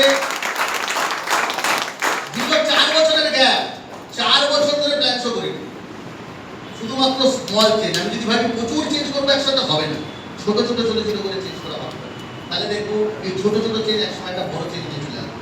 তো আমরা একটা যদি 5 বছরের প্ল্যান নিই, আমরা যদি 5 বছরের একটা টার্গেট নিই যে আমি 5 বছর কিভাবে করবো, first year smart achiever, second year master achiever, third year star achiever, fourth year superstar achiever, fifth year supreme achiever. এই 5টা বছরের টার্গেট আমরা সেট করি। 5টা বছর ছোট ছোট করে ভাবো, বিরাট বড় করে ভাবো না। 5টা বছর ভাবি, smart, master, star, superstar, supreme. 5টা বছর ভাবি। যদি 5টা বছর ভাবি তাহলে 5টা বছরে দেখেছি আমি 5টা বছরে কি রোজগার করতে পারি। নেক্সট 5টা বছর রোজগার করে দেখতে পাচ্ছি। এটা 3 বছরের প্রজেকশন যদিও দিচ্ছি এখানে। 3 বছরে যদি ভাবি smart consultant, star consultant, superstar consultant, এই 3টে বছরে যদি টার্গেট নিই তাহলে দেখবো 3 বছরে প্রায় 8.5 লাখ টাকার কাছাকাছি আমার রোজগার হয়ে যায়। 3 বছরের কথা বলছি, আমাদের নতুন বিজনেস প্ল্যান দিয়ে বলছি। 8.5 লাখ টাকা রোজগার হয়ে যায়। 8.5 লাখ টাকা রোজগার মানে মোবাইল হয়ে যায়, বাইক হয়ে যায়, টিভি হয়ে যায়, ফ্রিজ হয়ে যায়, ওয়াশিং মেশিন হয়ে যায়, একটা 4 হুইলারও বুক করা যায়। মানে যারা সবে মাত্র তোমরা যারা স্টার্ট করেছো 3টে বছরের ডেডিকেটেড রিপোর্ট এটা হয়ে যায়। এটা থিওরিটিক্যালি সম্ভব, কিন্তু কেন আমরা করতে পারি না? কোথায় আমরা আটকে যাই একটু দেখাই। আমরা আটকে যাই 3টে জিনিসে। নেক্সট করো। 3টে জিনিসে আমরা আটকে যাই। সেটে টার্গেট, একটা টার্গেট সেট করি না, প্রথমত ড্রিম সেট করি না, স্কিল ডেভেলপ করি না, এটা করার জন্য যে স্কিলকে ডেভেলপ করতে হবে সেটা ডেভেলপ করি না, এবং কাজটাকে প্যাশনের সাথে করি। প্যাশন, ওয়ার্ক উইথ প্যাশন, এই 3টে জিনিসকে আমাকে সেট করতে হবে। সেটে টার্গেট, টার্গেটকে সেট করা, ডেভেলপ এ স্কিল, একটা স্কিলকে ডেভেলপ করা। কোন কোন স্কিল সেটা আমি আসছে ওয়ার্ক উইথ প্যাশন। কিরকম প্যাশনের সাথে কাজ করতে হবে দেখাবো। তার আগে দেখে নিই সেটে টার্গেট, কিরকম টার্গেট সেট করা যেতে পারে। এরকম একটা গোল সেটিং আমরা করতে হবে, একটা টার্গেট সেট করি। কিরকম 3 মাস, 6 মাস, 9 মাস, 12 মাস, কাদের কাদের ড্রিম আছে একটু হাত তুলে দেখুন। কারা কারা মানে ড্রিম সেট করেছে? আপনারা সবাই ড্রিম সেট করেছে, খুব ভালো কথা। আপনাদের সবার জন্য একটা জোরে হাত তালি দাও। ড্রিম সেটটা হবে, ড্রিম সেটটা অবশ্যই করতে হবে। যদি আপনার সংশয় থাকে ড্রিম কি সত্যি ফুলফিল হয়, সত্যি কি সম্ভব ড্রিম ফুলফিলমেন্ট, আসুন আমরা একটু দেখে নিই যে আজকের দিনে স্মার্ট ভ্যালুতে কারা কিরকম ড্রিম ফুলফিল করছে। একটু দেখে নিই।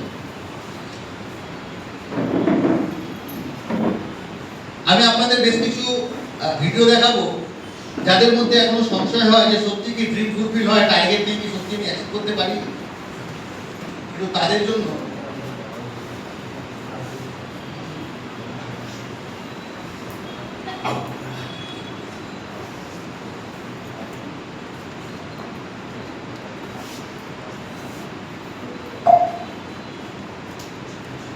দেখায়। এই ভিডিওটা একটু দেখুন।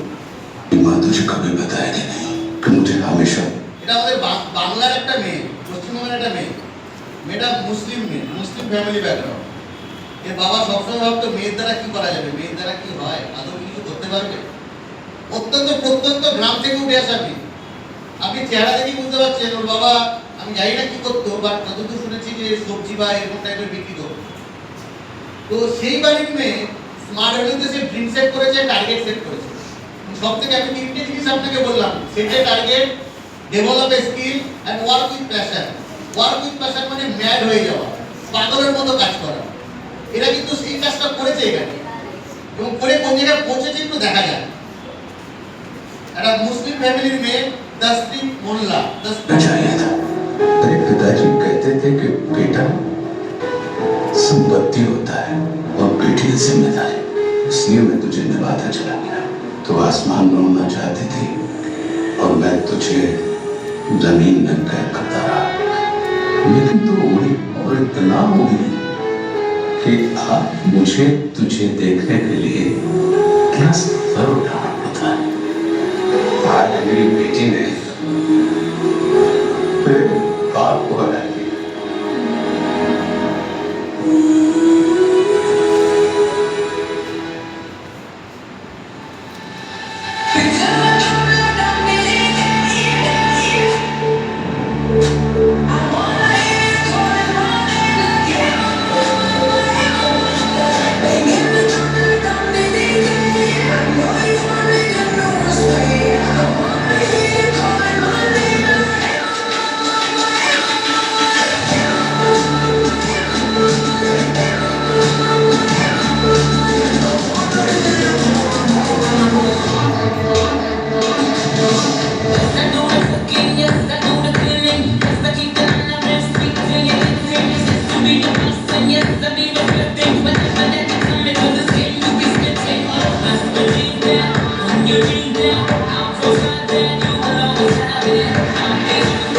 Keep it in shape.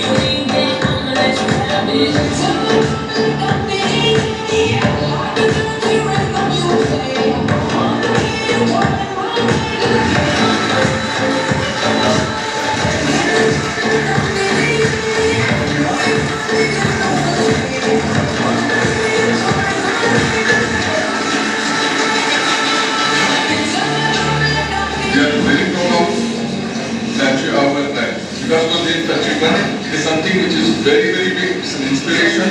What we people could not achieve at this age, what she did is something tremendous, phenomenal, and she made all of us very proud.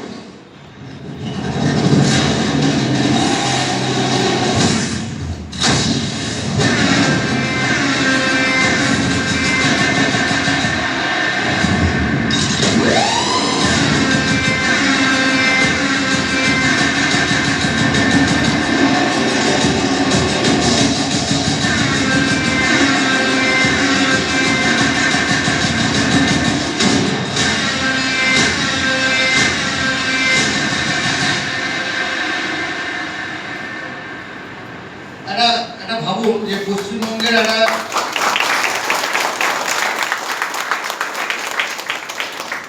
গ্রামের মেয়ে সে স্মার্ট ভ্যালুর মধ্যে, আমি তো বলছি ছোট ছোট ড্রিম সেট করি, ছোট ছোট টার্গেট সেট করতে 3 মাসের মধ্যে একটা 3 মাসের ড্রিম, একটা 6 মাসের ড্রিম। একবারে কিন্তু লাভ মেরে হবে না।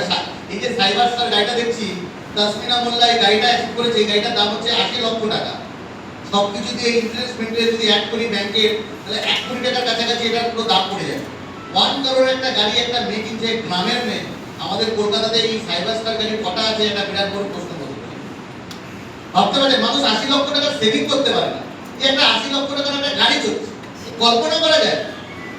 তাও এই ব্যবসাটা কতদিন ধরে করেছে? এই ব্যবসাটা তো আমার পরে এসেছে, আমার পরে এসে সে বিজনেসটা কোথায় নিয়ে চলে গেছে। যদি কেউ মনে করে সুরজিৎ অধিকারীকে তো এতদিন ধরে দেখছি, সে তো একটা সাইবার স্টার গাড়ি কিনে। মানুষের কোথায় কি দক্ষতা আছে কেউ আমরা বলতে পারি? কারোর অভিজ্ঞতা দিয়ে কাউকে আমরা সময় দিয়ে বিচার করতে পারি না যে 20 বছর ধরে কাজ করেছে, স্মার্ট ভ্যালু ভালো বোঝে। এই মেয়েটা আমার থেকে ভালো বোঝে স্মার্ট ভ্যালু, সেই জন্য ব্যবসাটা সে আমার থেকেও বেটার ভাবে করছে। এটা তো সময় দিয়ে বিচার করা যায় না। যার প্যাশন যত বেশি স্ট্রং, সে তত বেশি হবে। কালকে যদি তোমাদের প্যাশন আমার থেকে বেটার হয়, তুমি আমাকে ছাপিয়ে চলে যাবে। কারোর জন্য এখানে অপেক্ষা করার কিছু নেই। আমার সিনিয়র কি করছে, আরে আমি তো করবো আমার প্যাশন দিয়ে। আমার প্যাশন আর সিনিয়র প্যাশন দুটো আলাদা হতেই পারে। কেউ 10,000 কামাতে এসছে, কেউ 10 কোটি টাকা রোজগার করতে এসছে। Yes or no? আমি নিজেকে কেন সিনিয়রের তলায় আটকে রাখবো? কেন নিজেকে আটকে রাখবো? আমাকে বেরোতে হবে ওখান থেকে। গ্রামের মেয়ে তাহলে আমার এত কিছু অ্যাচিভ করার ভাবার কথা দরকার নেই যে আমি 80 লক্ষ টাকা এখনই পারবো, দরকার নেই। তাহলে আমি 3 মাসের গোল সেট করি, একটা সামান্য একটা পেন কিনবো, সেটা একটা টার্গেট সেট করতে পারি। আমি প্রথম প্রিন্ট সেট করেছিলাম একটা টি-শার্ট কেনার, আরে সেটাও তো নিজের পয়সা স্মার্ট হলু থেকেই করেছিল। একটা রেডিও কেনার, একটা টিভি কেনার, মায়ের জন্য একটা গ্যাস কেনার, যা কিছু হতে পারে। বাবার জন্য একটা সাইকেল কেনার, ভাইয়ের জন্য একটা সাইকেল কেনার। সাইকেল দিয়ে স্টার্ট করি, but make it a habit যে আজকের পর থেকে আমি কারোর থেকে হাত পেতে চাইবো না। স্মার্ট হলো থেকে 3 মাসের এই ড্রিমটা সেট করবো, ছোট ছোট ড্রিম, একটা স্মল চেঞ্জ, ছোট্ট একটা চেঞ্জ। 3 মাসের ড্রিম, 6 মাসের ড্রিম, 9 মাসের ড্রিম, 1 বছরের dream, short term, mid term and long term. কি কি গোল আমরা সেট করবো? আমরা যখন এই বিজনেসটা করছি, আমরা এই এখানে আমি অনেক কিছু লিখেছি। মেটেরিয়াল গোল মানে যেগুলো আমি পেতে চাই, বস্তুগত স্বপ্ন, ল্যাপটপ, মোবাইল, বাইক, 4 চাকা, ফ্রিজ, ওয়াশিং মেশিন, এই সমস্ত কিছু মেটেরিয়াল গোল, বস্তুগত স্বপ্ন। পেয়ার ইনকাম, আমি 3 মাসে কত পেয়ার ইনকাম করবো? অলরেডি এবছর তো শেষ হয়ে গেল। আমরা চেষ্টা করবো আগামী যে কোয়ার্টারটা আসছে, এপ্রিল, মে, জুন, এই 3 মাসে আমি কত কোয়ার্টারে কোন পেয়ারে পৌঁছবো, এই টার্গেটটা সেট করি। পেয়ার ইনকাম কত করবো? তারপরে ফিডব্যাক ক্যাশ, আমরা প্রত্যেকটা ফিডব্যাক করলে 500 টাকা করে কমিশন পাওয়া যায়। যারা এক্সট্রা প্রসেসিং ফি নেয়, বিজনেস ডেভেলপমেন্ট ফি নেয়, সেখানে এই সাপোর্টিং অফারটা করে। ফিডব্যাক করলেই একটা ক্যাশ অফার পাওয়া যায় 500 টাকা করে। রিটেল ইনকাম, আমি 3 মাসে রিটেল ইনকাম কোথায় পৌঁছাবো? টোটাল ইনকাম আমি কত করবো?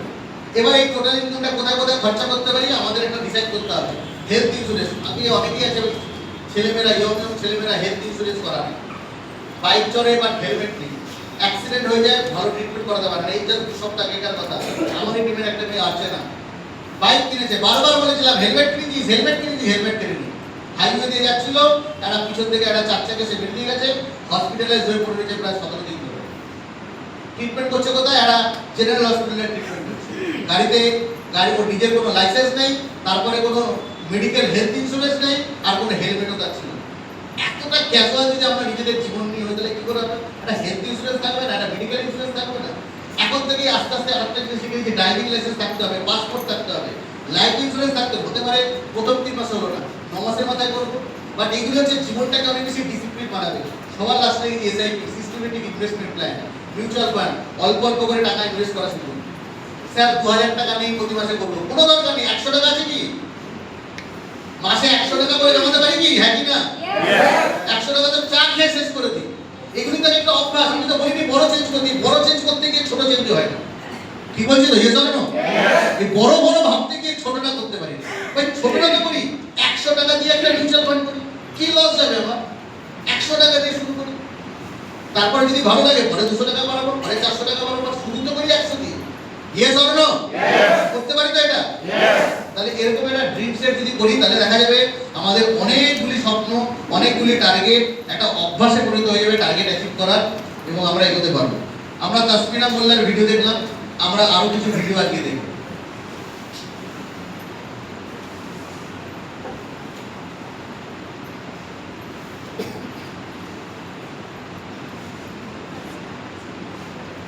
सदते मैं जावा मेरी दिल जानिया, मैं शीश झुकावा मेरी दिल जानिया, तेरे नाम जो कर जावा कम है। मैं कभी हारने नहीं। दूर सारे जहां से प्यारी मेरे भारत की बेटी है, सारे जहां पे भारी मेरे भारत की बेटी, दिल जान है शान हमारी मेरे भारत की बेटी, जीती रहो जीतती रहो।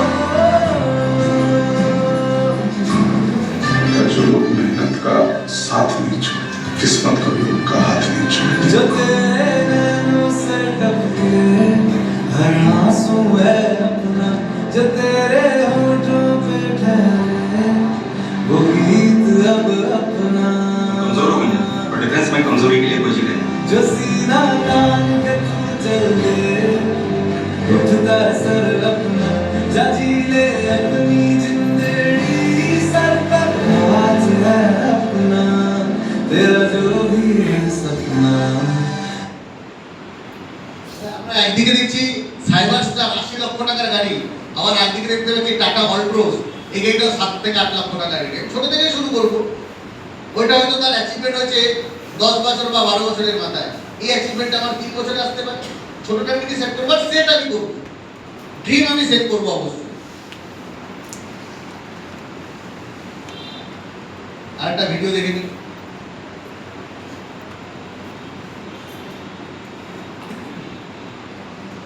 আমরা তাসমিনা মোল্লার ভিডিও দেখেছি, অ্যাকচুয়ালি ওর সিনিয়র মাম্পি সরকার, সেও এই বিজনেসে খুব ভালো কাজ করেছে, এবং তার পছন্দের গাড়ি ছিল লাল রঙের সাইবার স্টার। কালারটা অ্যাভেলেবেল ছিল না বলে ও প্রথমে পারচেস করতে পারেনি, বাট পরে অ্যাভেলেবেল হয়েছে। ও নিজেও একটা সাইবার স্টার বুক করেছে এবং বাড়িতে অলরেডি অ্যাচিভ হয়ে গেছে। মেয়েরা যেটা করছে,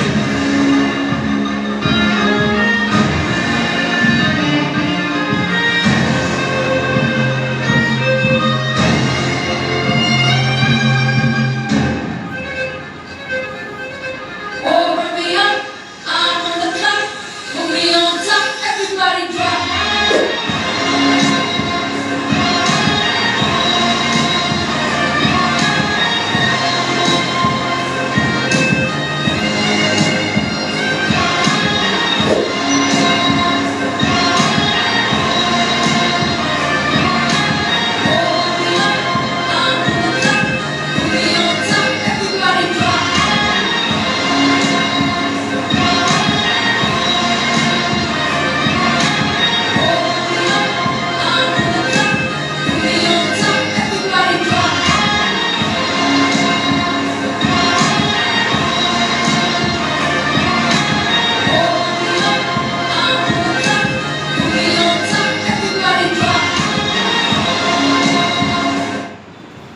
ভাবুন যে যেখানে আমাদের বেসিক্যালি আমাদের জেনারেল চিন্তা ভাবনা কি হয়?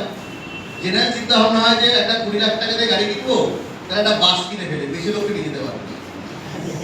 15 লাখ টাকা দিয়ে গাড়ি কিনবো, 7 সিটার কিনবো, তাহলে বড় জায়গায় কিনবো। আর আমাদের স্মার্ট ভ্যালু শিখিয়েছে আমাদেরকে সাধারণ লোক যেটা হবে তার উল্টোটা ভাবুন। 80 লাখ টাকা দিয়ে গাড়ি কিনবো, দুজন বসতে পারবো, এটা 2 সিটার কার।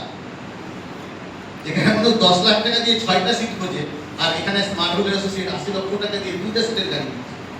একে বোকা বলবো না চালাক বলবো, নাকি পাগল বলবো? এই তিনটের মধ্যে যদি আমাকে বলতে বলেন আমি বলবো পাগল, কারণ ব্যবসাটা পাগলদের দিয়ে হয়, না বোকা দিয়ে হয় না চালাক দিয়ে হয়, একটু পাগলদের দিয়ে হয়। আমাদের স্মার্ট ভ্যালুটা একটু পাগলদের ব্যবসা, বুঝলেন? একটা গান শুনেছেন, বাবা তোমার দরবারে সব পাগলের খেলা, শুনেছেন গানটা? হ্যাঁ, স্মার্ট ভ্যালুর দরবারে যারা সাকসেসফুল হয়েছে এগুলো সব পাগলের দরবার, সব পাগলেরই খেলা, বোকা চালাকের খেলা নেই। চালাক মানে সে ঠিক করে ব্যবসা করতে পারছে না, একটু চালাকি করছে। বোকা মানে হাওয়া, এখন কাজটা ঠিক মতো শেখে। পাগল কারা? যারা উইথ প্যাশন কাজ করছে, তারা সফল হচ্ছে। আরো কিছু সাকসেসফুল আমরা দেখবো আজকে। আমরা জ্ঞান কম, আমরা একটুখানি সফলতার জিনিস বেশি দেখবো, দেখা যায়। এটা একটু দেখি। এই মেয়েটা প্রাচী শর্মা, প্রাচী উপাধ্যায়, এর কাহিনীটা একটা অদ্ভুত। এরা ব্যবসাটা শুরু করেছিল, শুরু করার পরে 1.5 থেকে 2 বছর কাজ করার পরে কোথাও যেন ওর মনে হচ্ছিল যে ওই মার্কেটে সেরকম ভ্যালু পাচ্ছে না, মানে বাড়ির লোক ওকে প্রেশার ক্রিয়েট করছে, বাড়ির লোকের প্রেশারে ব্যবসাটা ছেড়ে দিয়েছে। তুই কি করছিস, হয় না, সমাজের চাপে পড়ে ব্যবসাটা ছেড়ে দিয়েছিল। পুরো এইচডিএফসি ব্যাংকে কাজ করতে শুরু করেছে। যে ব্রাঞ্চে কাজ করতো সেটা আমাদের বিজনেসটা দিল্লিতে যেখানে হতো ঠিক তার পাশের ব্রাঞ্চ। ওখানে ওই ব্রাঞ্চে সব থেকে বেশি মানুষ পয়সা নিয়ে যেত ডিডি বানানোর জন্য, ও ছিল ক্যাশিয়ার। এবার দেখছে প্রতি সপ্তাহে স্মার্ট ভ্যালু নামে ডিমান্ডটা হচ্ছে, প্রতি সপ্তাহে হচ্ছে। তখন একটা অ্যাসিস্ট্যান্টকে দিয়েছে, কি রে স্মার্ট ভ্যালু এত ব্যবসা হচ্ছে? মানে হ্যাঁ দিদি, यहाँ पे बहुत अच्छा बिजनेस हो रहा है। মানে তিনি সিনিয়র से मिला। তারপরে সে আবার কাজ শুরু করে। তখন এইচডিএফসি ব্যাংকে প্রথমে স্মার্ট ভ্যালু করতো, তারপরে চাকরি করার পর মোটিভেট হয়ে আবার স্মার্ট ভ্যালু শুরু করে। করার পর দেখুন সেই প্রাচী উপাধ্যায় বিজনেসটাতে প্রায় 2 বছর পরে কাম ব্যাক করে। করার পরে তার লেভেলটা দেখুন, তার সোয়াগটা দেখুন, এই ব্যবসাটা কেমন সোয়াগে করে।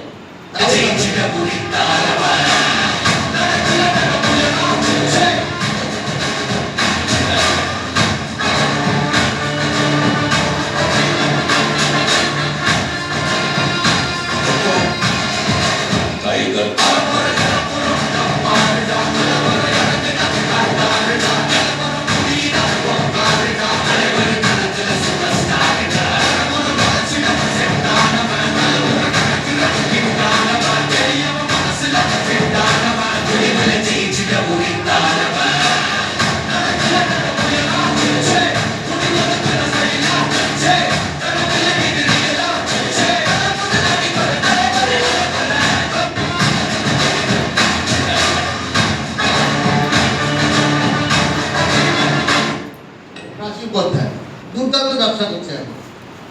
ফোরহুইলার কিনেছে, কিয়া সোনেট কিনেছে।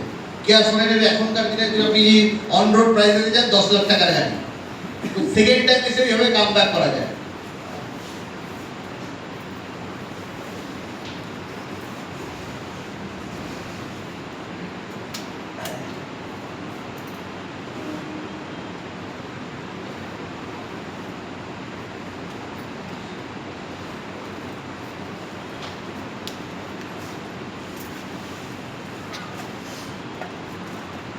Very good.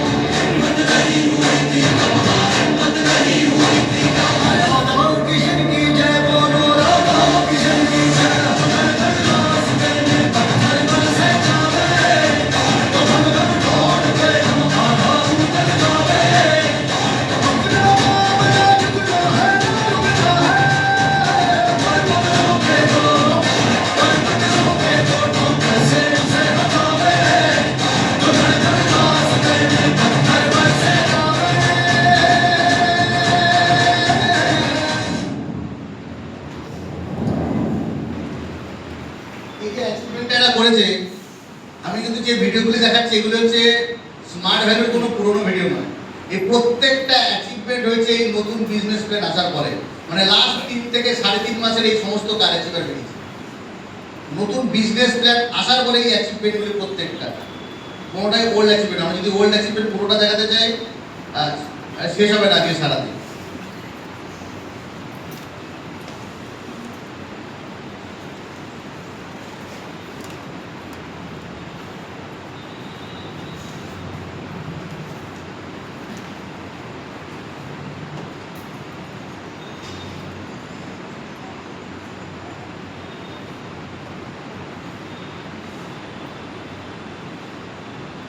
এটা দেখতে পারি।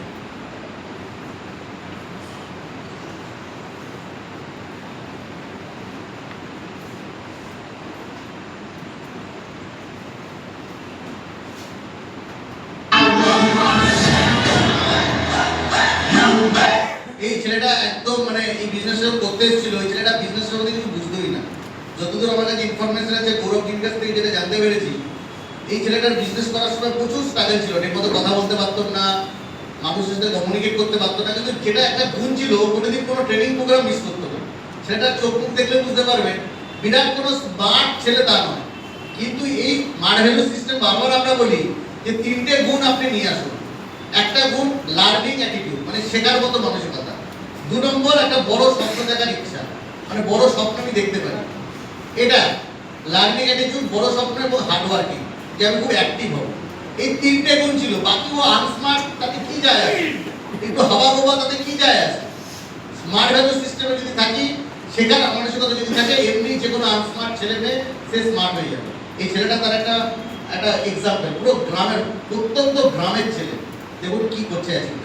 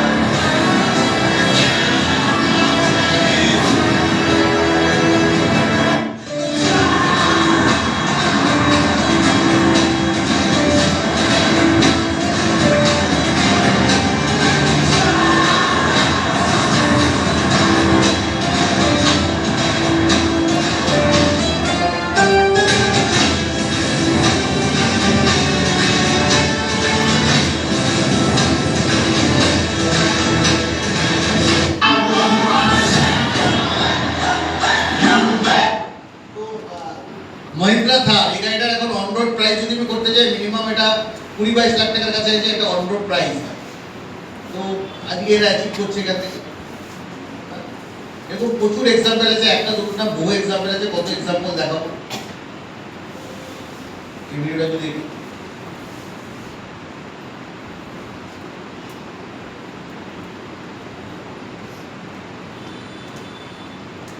अजय सर का देखो,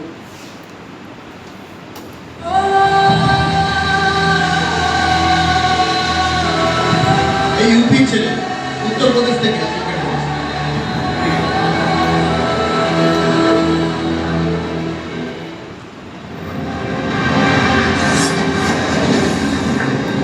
वहाँ कौन जीता इसकी दिलचस्पी भी।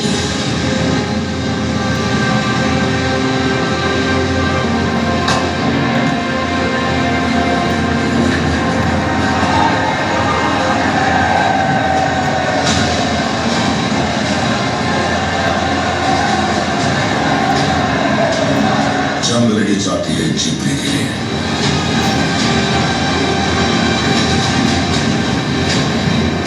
जीत हासिल करते हैं इतिहास के लिए। History always wins, and somewhere hidden in those pages of history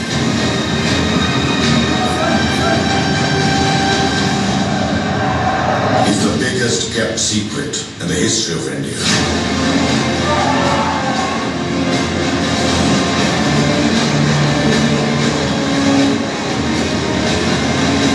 El Dorado.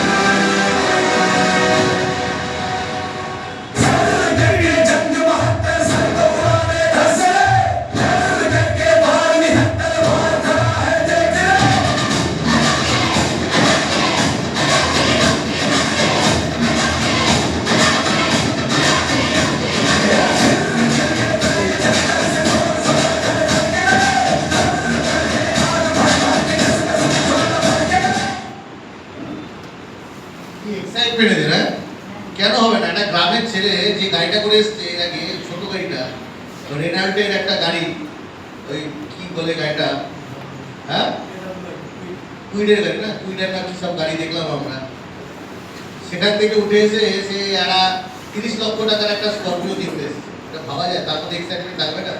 একটা গ্রামের ছেলে, তার বাবা হয়তো খেতে বাড়ি করে, তার বাড়িটা হয়তো 30 লক্ষ টাকার নয়, সারা জীবনে হয়তো 30 লাখ টাকা দেখেনি, সে 30 লাখ টাকার গাড়ি কিনে বাড়িতে নিয়ে যাবে নিজের গ্রামে।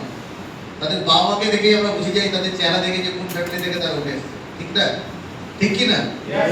তাহলে আজকে তাদের মধ্যে যদি এক্সাইটমেন্ট না হয়, কাদের মধ্যে হবে? স্মার্ট হলো কিন্তু এই কাজটাই করছে, আমাদের এই কাজটাই করছে, তাই নয় কি? আর অ্যাচিভমেন্ট দেখাবো?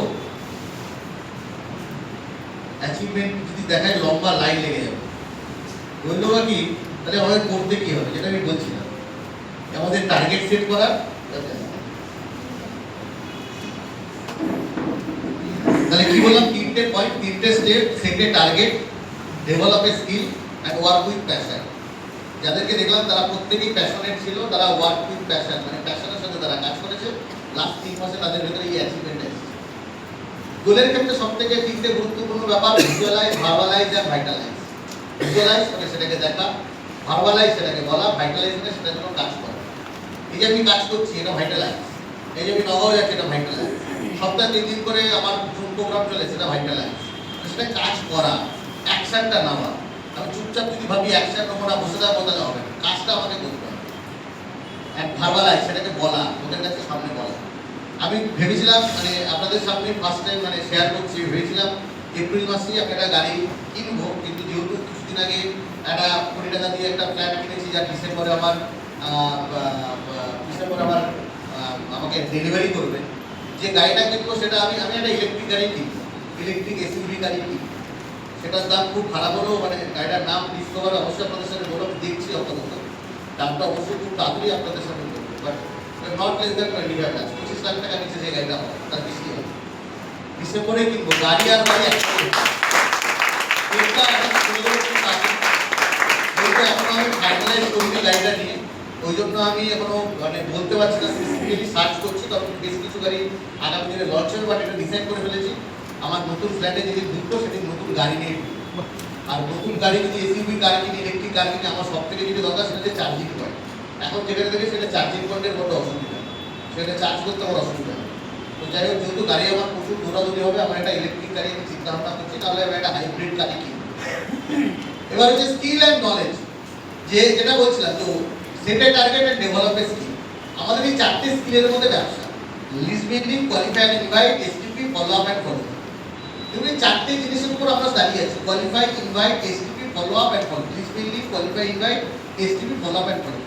আমি লিস্ট বিল্ডিং নিয়ে আলোচনা করছি না। কোয়ালিফাই, ইনভাইটেশন আমরা প্রতি সপ্তাহে ট্রেনিং প্রোগ্রাম করি, সেগুলি আপনারা থাকতে পারেন, ইউটিউব চ্যানেলে গিয়ে আপনি যেতে পারেন। আমাদের কোয়ালিফাই, ইনভাইটেশন করে এক্সটেন্সিভ লেভেলের কমিউনিকেশন দেওয়া আছে। রইল বাকি এসটিপি। আমি বলবো এসটিপিটাকে শেখার জন্য কিছু করার দরকার নেই, আপনি যদি এসটিপি প্রোগ্রামটাতে অ্যাটেন্ড করুন। আমাদের প্রতি সপ্তাহে 2 করে এসটিপি হয়, যেমন কালকে সকালবেলা একটা এসটিপি হয়, ওই প্রোগ্রামে অ্যাটেন্ড করুন, তাহলে শিখে যাবেন কী করে এসটিপি করতে হয়। আজকে আমার এখানে এসটিপি হয়েছে, এখান থেকে আপনি রেকর্ডিং পেয়ে যাবেন, রেকর্ডিং হচ্ছে, সেখান থেকে শিখে যেতে পারেন। আপনি যদি শিখতে চান, 1000 একটা ওয়ে আছে ভালো এসটিপি শেখা। এসটিপি আমি তাড়াতাড়ি শিখতে হবে, এটা যদি অ্যাডমিশন নেওয়ার পরে 6 মাস 1 বছর পর এসটিপি করবো তা না। আমি অ্যাডমিশন নিয়েছি, 1 সপ্তাহের মধ্যে এসটিপি শিখে যাবো। আমার কি হলো না সেটার উপর ডিপেন্ড করে আমি এসটিপি শিখবো তা না। অ্যাডমিশন নিয়েছি, আমাকে এসটিপি করা শিখতে হবে। আমার প্ল্যান শুধু সুমন দিয়ে হবে, ওইসব করলে হবে যদি আপনি একটু করায় দেন। এইভাবে এই দুর্বলতা দিয়ে ব্যবসা হবে। প্রত্যেকদিন তো তুমি একটা ব্যবসা করানো, তাহলে ব্যবসা আপনার সাফল্য, আপনার কাজ অন্য লোকে করবে, এটা হতে পারে কি? আর এগুলো দেখতে পাচ্ছি তো, হাউস ওয়াইফরা সাকসেসফুল হচ্ছে, মেয়েরা সাকসেসফুল হচ্ছে, ছেলেরা সাকসেসফুল হচ্ছে, সব ক্যাটাগরিতে দেখছি সাকসেসফুল হচ্ছে। তাহলে বাধাটা কোথায়? মানে বাধাটা আমরা নিতে কি করে? আমাদের দুর্বলতা, আমার দুর্বল ভাবতে দুর্বল হয়ে গেছে, এটা দুর্বল। এসটিপিটা শিখবো আমরা। নেক্সট, ফলো আপ, ফিডব্যাক কি করে করতে হয়, স্পট ফিডব্যাক, হোম ফিডব্যাক, এগুলো সবই আমরা অনলাইনে শেখাই। আপনি শিখতে চাইলে আমরা আছি, আপনাকে শেখাবো। নেক্সট,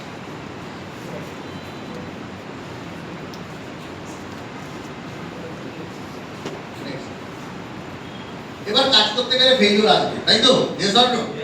ফেল, তারপরে সাকসেস আসে। এটাই সিঁড়ি সাকসেসে, সফলতার চলার রাস্তা। ফেলিওর ছাড়া সফলতা আসে না, এটা জীবনের নিয়ম, চলার নিয়ম, সবাইকে তাই করতে হবে। স্মার্ট বোর্ডে ফেল করি না, ভারতবর্ষের যে কোনো ফিল্ড একই রাস্তা দিয়ে গেছে। নেক্সট, আমাকে ফেলিওরটাকে মাথায় লাগালে হবে না।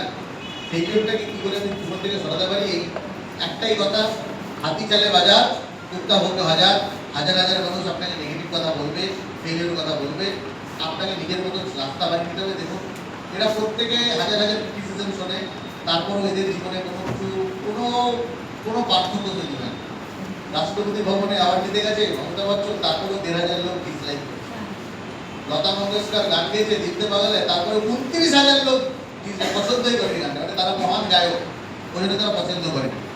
সচিন তেন্ডুলকার ক্রিকেটের পদ্মভূষণ অ্যাওয়ার্ড দিতে গেছে রাষ্ট্রপতি ভবনে, সেখানেও 853 লোক নেগেটিভ ডিসলাইক করে দিয়েছে।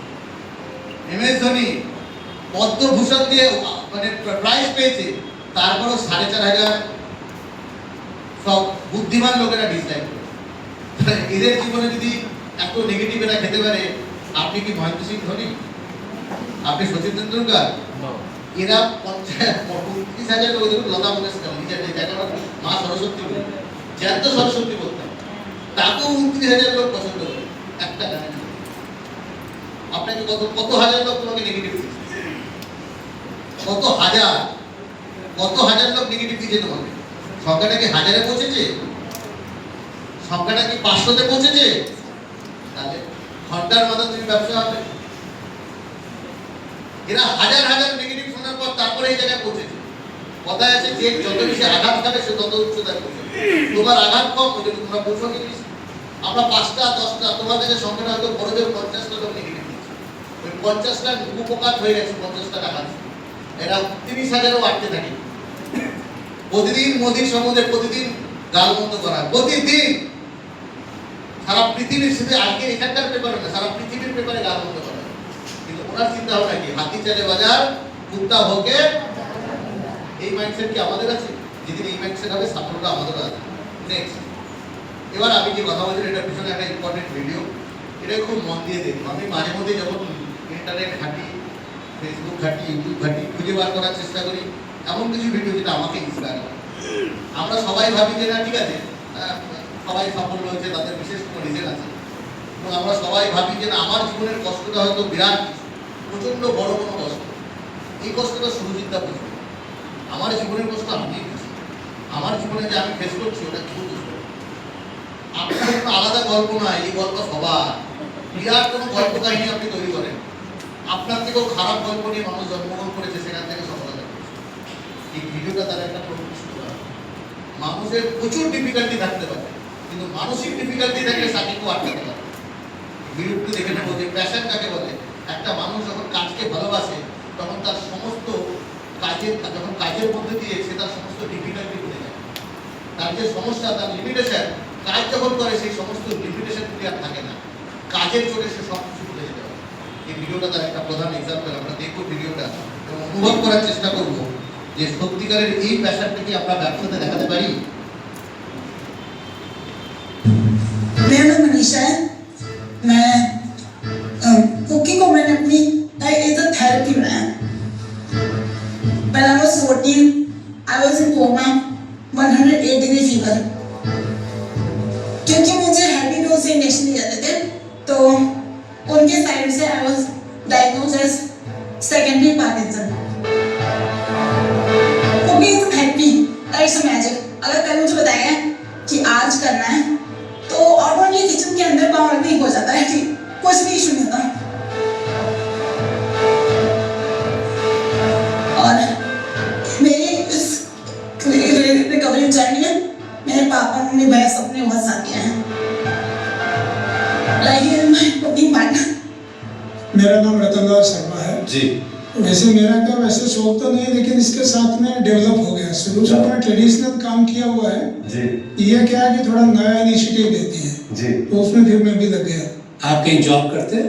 और की रीजन जेप्टो करने में 3 मंथ्स, उसके बाद ढाबा जी, और स्टार्ट मैंने अपने खुद का बिजनेस किया था, minis magic kitchen. Minis magic, आपका घर का नाम है मिनी? नहीं, मिनी मैंने प्रोफेशनल है। प्रोफेशनल है तो शेफ मिनी है। हाँ, ब्यूटीफुल। ये मिनी चाहते हैं भी इनको पटाखा बना। पटाखा ही होगा, पटाखा। ये हुई ना बात। शेफ मिनी आपको मास्टर शेफ में क्यों आना है? मेरे मास्टर मेरी कुकिंग में है। लाइक मैं चाहती हूँ दूसरे लोग भी देखने मेरे को इंस्पायर हो, वो भी घर से निकले। ठीक है, माँ बाप हमेशा नहीं रहने वाले और नई जिंदगी लोगों को ही खिलाने वाला है। बात पूछा तुमने क्या किया?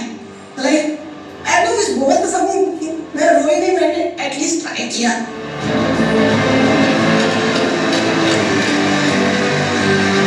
खाना ही क्यों? ऐसे कुछ लोग I think you look very intelligent, आप बहुत क्रिएटिव फील्ड्स को ले सकते हैं अपनी लाइफ में। नहीं नहीं मैजिकल बन गया। कैसे? सर वो तो मुझे नहीं। खाना बनाने की सबसे अच्छी बात आपको क्या लगती है? ये खाना मुझे ये सब प्रॉब्लम भुला देता है। लाइक जो बोल रहा है ये इसमें कुछ भी प्रॉब्लम नहीं है।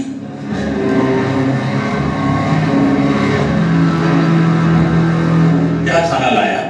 अभी मैं लाई हूँ फर्स्ट कबाब, बिकॉज वो गलाटी नहीं है उसमें आलू डलाया और with avocado dip and with 2 in 1 kheer. Kheer में थोड़ा सा फाइनल टेस्ट देना बाकी है, अभी 2-4 मिनट ज़्यादा से ज़्यादा मैक्सिमम प्लीज।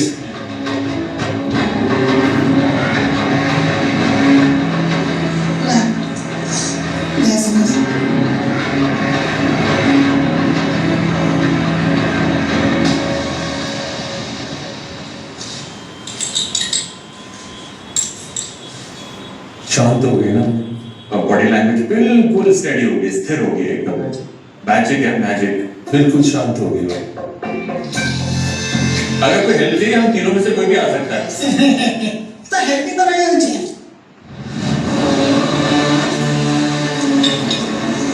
कोई कॉमेडी तो बताइए सर। शेफ मिनी क्या कोई खाना है? मेरे को खाना। अरे इसे जोक पे मार रहे मेरे पे। अब ये कैसे पता चलेगा कि ये अंदर से पक गया है, भुन गया है? वो तो इसकी स्मेल आएगी ना। और इसको तेज आंच पे भी तो पका सकते हैं। हाँ, चल रहेगा। और सब पता है। प्लीज आप बनाएं। हो गया खाना।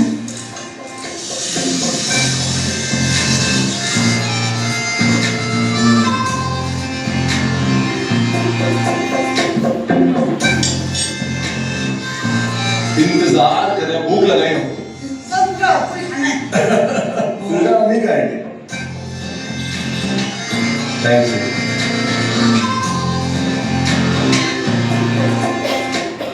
हाँ जी मिनी, हाँ। आज मैंने अपनी आंखों से एक मैजिक देखा। क्या देखा? मिनी का मैजिक। हम लोग खाना खाना करते हैं, आज मैंने खाने की असली ताकत देखी जब आप खाने के साथ थे। कैसे मिनी एकदम शांत हो गई थी। हाँ मुझे सर। You are magical. इतना कहना है बहुत है मेरी। आज ना जो भी मेरी मम्मी पापा बुढ़े आने वजह से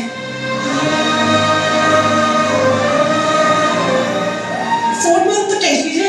बिल्कुल।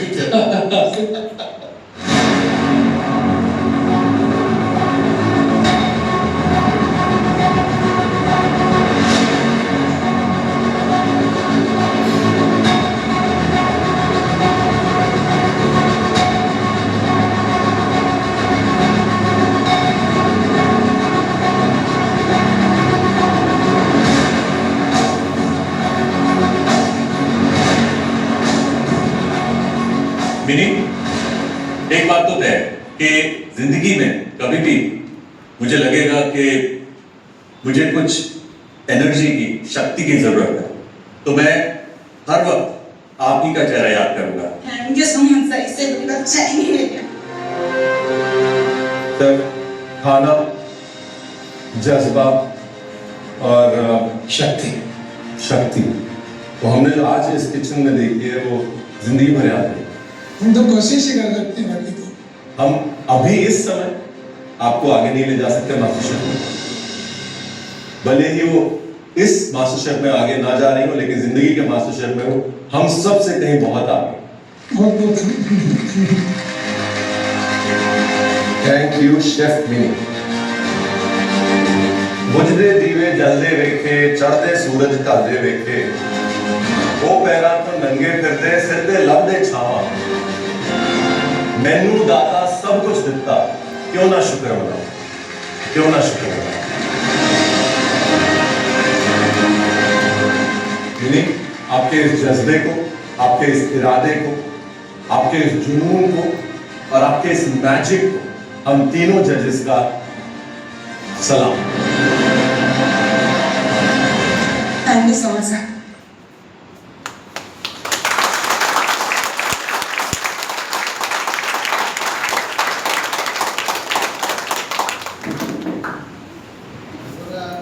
যতবারই দেখা যায় মানে চোখে জল আটকানো খুব মুশকিল হয়ে যায়।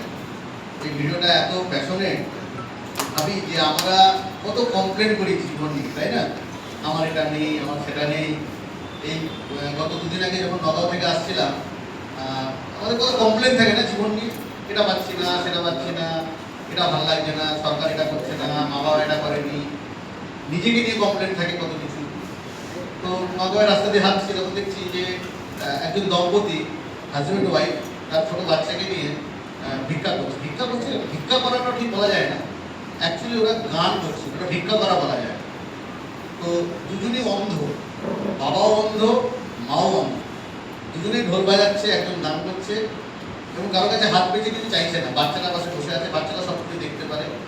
তো দেখলাম যে যখন আমরা নিজেকে ভাবি যে আমার কত কিছু নেই, তখন ওদের দিকে তাকালাম, তখন দেখলাম এরা তো পৃথিবীটাকেই দেখতে পারে। আমাদের সেই গ্র্যাটিটিউডটাই থাকে না যে স্টিল আমাদের কাছে কত কিছু আছে। আমরা শুধু হিসাব করি যে কী কী নেই, এটা হিসাব করি না যে কী কী এখনো আছে, যার শক্তিতে আমরা অনেক কিছু করতে পারি। কী কী নেই এই ক্যালকুলেশন করতে করতে পুরো জীবনটাই শেষ হয়ে গেল। নেই নেই নেই এই কমপ্লিট করতে করতে জীবনটা শেষ হয়ে গেল। এবং আমরা যেটা আছে এখনো আমার কাছে স্মার্ট ভ্যালু আছে, এখনো আমি মরিনি, এখনো দু হাত আছে, দু পা আছে, দু চোখ আছে, এখনো আমি চলতে পারি, এখনো কথা বলতে পারি। এই ব্যবসাটা করার জন্য আর যা যা কিছু দরকার, বিজনেস আছে, সাপোর্ট আছে, শুধু নেই কাউন্ট ডাউন না করে কি আছে যদি একবার ভাবি, তাহলে কিন্তু আবার সেই আমাদের হারানো শক্তি বা হারানো জিনিস আমরা পুনরুদ্ধার করতে পারি, আবার একটা বড় জায়গায় যাওয়ার স্বপ্ন দেখতে পারি। এই প্যাশনটা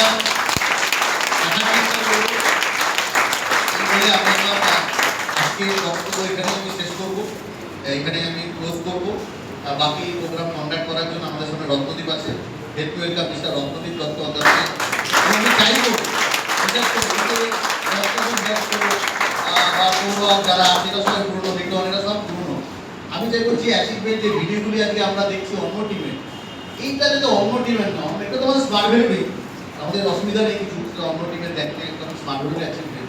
আমরা চাইবো এই ফটোতে যাতে আমাদের না নতুন প্ল্যান যখন এসছে এই বছরে যাতে আমাদের ভিডিও হয়, আমাদের নামটা আমার উপরে কে আছে দেখে লাভ নেই। আমি আমার প্যাশন দিয়ে কাজ করি, আমি আমাকে দিকে শুরু করি, আমি নিজের অনুযায়ী কাজ করি।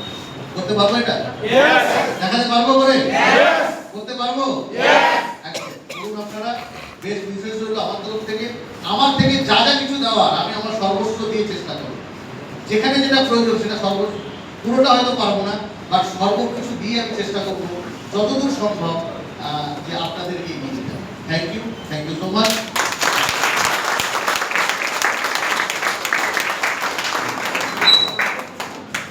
আমরা একটা সময় অনেক কিছু শুনেছি, বুঝেছি, এর জন্য এখানে গার্জিয়ানরা আছেন। আজকে সুজিতদা আমাদের এখানে অনেক গার্জিয়ানকে আমরা ডেকেছি।